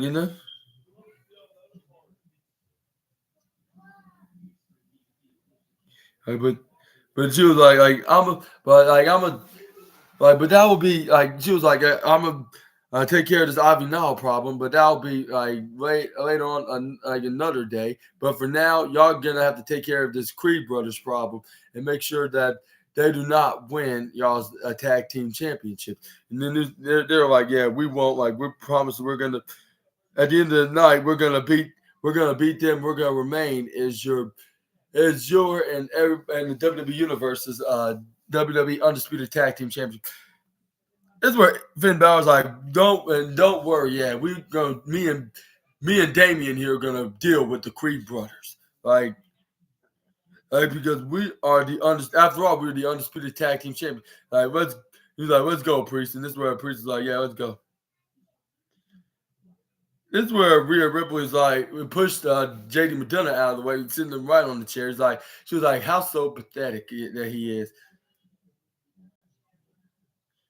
This is where JD McDonough's like, I still let you guys down on our troop. This is where Dominic Mysterio's like, you're still in the Judgment Day. So, like, that wasn't an official stipulation, like what our truth said, which it obviously wasn't. It was about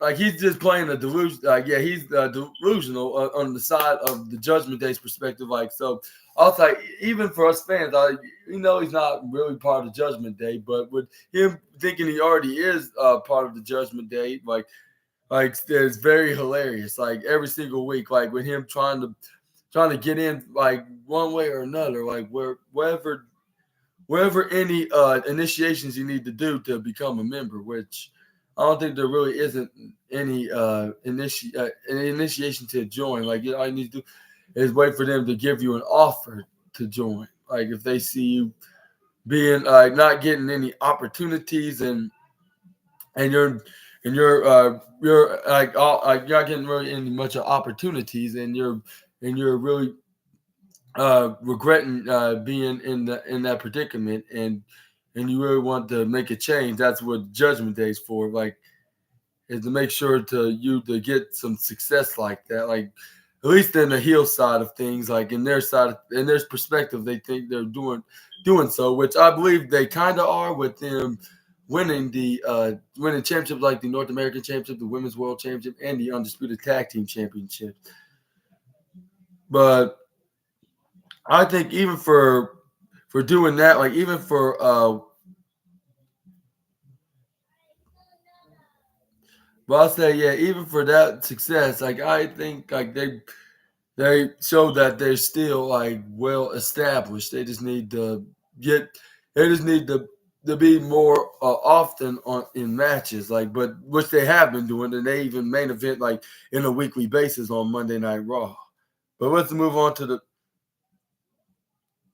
And there's also been announced that Rhea Ripley is going to take on Ivy now for the Women's World Championship at night 1 in 2 weeks from now. And who you think is going to win, which we would guess it would be none other than the Eradicator herself, because she's going to hold on to that title until she faces Becky, which that's only a matter of time. When that happens, this is where but only my prediction, of course, not like a spoiler, of course. But this is where we do have the match with the Creed brothers taking on the Judgment Day, which is start off with Finn Balor taking on Julius Creed with Finn Balor trying to go for an attack on the Julius Creed, but Julius Creed ducks, hits a belly-to-belly slam right onto the face of Finn Balor. This is where he grabs onto the head of the he hits Finn Balor with a gator roll right in the middle of the ring. This is where Finn Balor hangs on to the bottom ropes of the left corner. This is where the referee's like, hey, like he's not rope, but this rope breaks. This is where Julius Creed had no choice but to let him go. This is where Finn Balor whispers something to Damian Priest's ear. This is where he tried to go for a hand battle. This is where Finn Balor kicks him right in the gut. This is where fans are like, we want mommy, clap, clap, clap, we. And then this is where Finn Balor, Finn Balor gets hip tossed by Julius Creed while Damian Priest gets arm dragged by Julius Creed, like when he got in the ring, tried to help out his best friend. This is where Brutus Creed sends Damian Priest right off the top rope. This is where, I thought they were gonna win this for sure. Like with the Creed brother, like because there was rumor had it that they could pull off an upset, but it's like, it depended, like if it was true about Finn Balor and Damian Priest gonna go out there alone without Dominic and Rhea, because for the fact that they're help promoting for this coming February's pay-per-view in Perth, Australia, Elimination Chamber. But anyway, this is where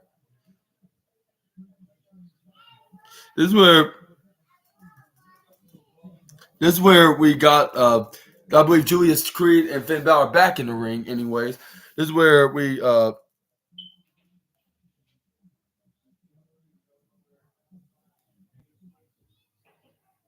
But this is where we saw Damian Priest gets tagged in. He gets hit with a huge clothesline right into the head of the hit a huge clothesline right onto. Huh? You're a robot?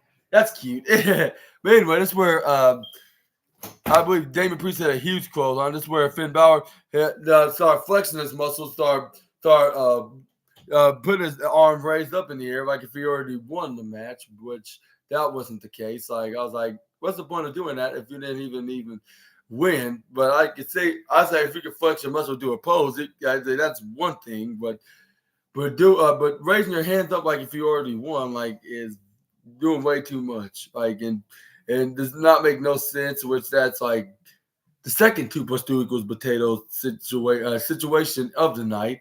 But anyways, this is where Rhea Ripley was like, oh ho ho, like it was like, yeah, like I knew we got there when the fans were saying like Rhea Ripley nearly got involved with the Julius Creed, but she was like, I knew he did, but I know my teammate and brother, like Damian Priest, already got him under have him under his thumb. This is where he tags in Finn Balor's tag partner. This is where he started hitting a knife edge chop right onto Julius Creed, I believe. This is where he throw him right to the other corner, which will be the bottom left, getting them with Rams right into the midsection of the. This is where Finn Balor's are hitting chops, which I believe it will be bad enough to be on the MVS because if he wants them really bad, he could just murk them anytime, and murk them with the knife edge chop anytime if it's knife edge hand still works, of course. But this is where Finn Balor Irish whips Julius Creed right into the upper right corner. This is where he gets kicked right into the face by Julius Creed. This is where Julius Creed tried to crawl. This is where they try to tag in his brother Brutus Creed, but this is where Finn Balor tried to grab onto his leg so he won't do so. But it was kind of too late because when he was on his feet, like this is where he kicked him right over to Oklahoma. Like, I'm not Oklahoma. I'm talking about. Hey, that's the Oklahoma. I mean, tag. This is where he finally tagged in his brother Julius Creed. This is where he goes for sliding clotheslines right onto Finn Balor, and he did it onto Damian Priest right off the apron, the right side apron. This is where Brutus Creed hits like a spine buster slam right onto Finn Balor, hitting lefts and right, striking hammer fist right onto the head of Finn Balor. This is where he hits him this is where he hits the gut wrench suplex. This is where Brutus Creed started crawling around, getting ready to hit a splash right onto the upper right corner. This is where he had him into a reverse fireman's carry into a slam. This is where Brutus Creed tried to get back on his feet, like to do more damages onto the I believe the Prince of the Judgment Day, I suppose, if you want to call him that. This is where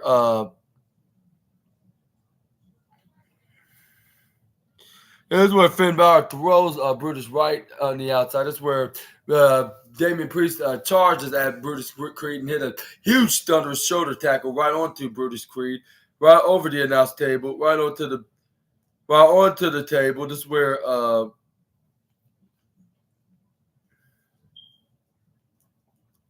where we got like two different occasions that the Creed brothers nearly won, like with them.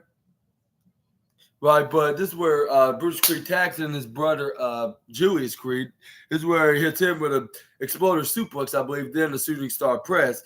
But this is where Finn Balor kicks out at 2.99999999999 double triple nines.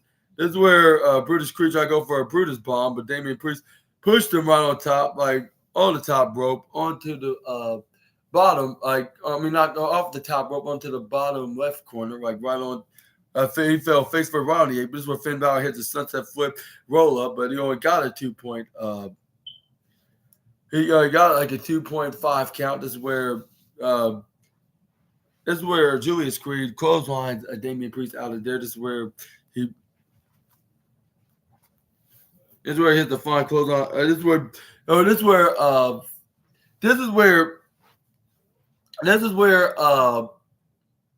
is where both Finn Balor and Julius Creed hits a double clothesline on both of each other.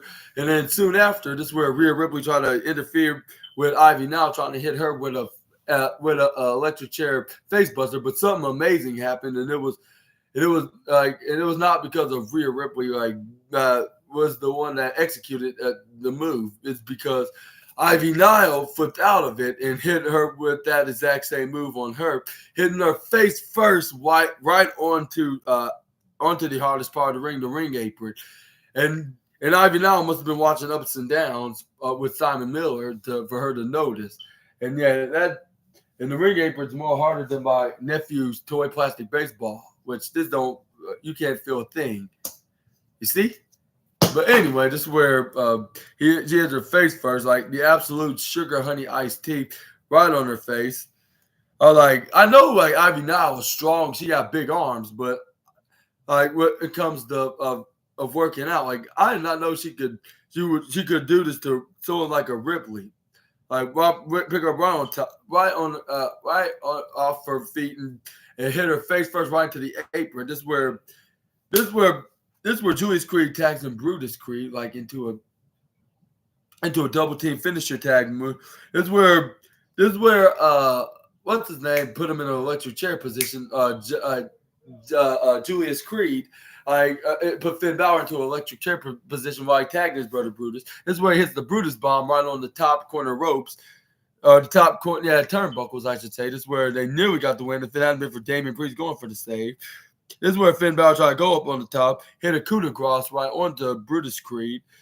But this is where Julius Creed go right on the top rope, trying to go for a suplex, which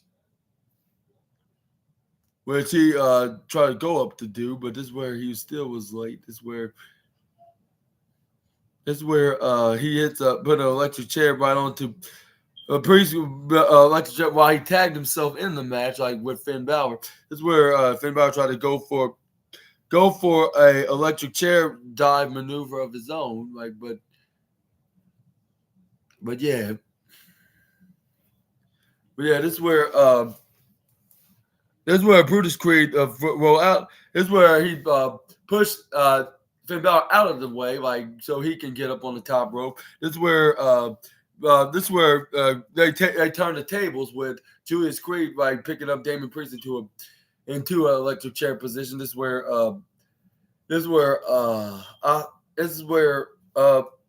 they hit the maneuver to tag the Brutus bomb. This is where Julius Creed thought that was going to be it, but this is where he forgot that Finn Balor was still on the top rope because he just hit a coup de grace right onto him soon after when the referee counted the two. This is where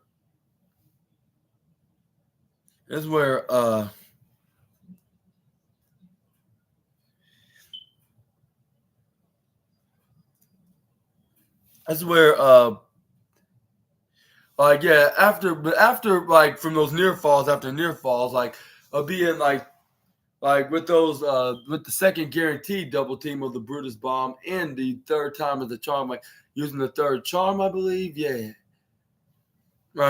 charm nearly worked, because if Damian Priest wasn't there the first time and Finn Balor wasn't there for the second time, we would have seen new undisputed tag team champions.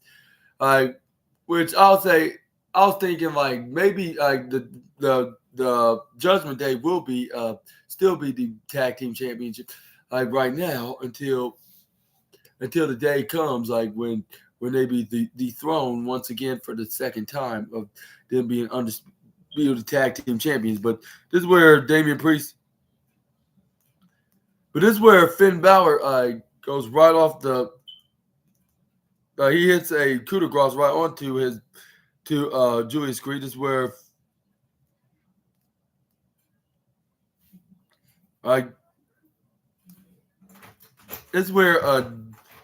Finn Balor. This is where the fans were chanting "Holy Sugar Honey Iced Tea," which they didn't say "Holy Sugar Honey Iced Tea." This is where. Okay. But anyways, this is where even I'm a robot. And this is where the fans start saying "Holy Sugar Honey Iced Tea." Even though it wasn't the Sugar Honey Iced Tea, it was they just said the words that stands for it. How you think about my impression of a robot? But anyway, let me know about that also in the comments down below. This is where we had.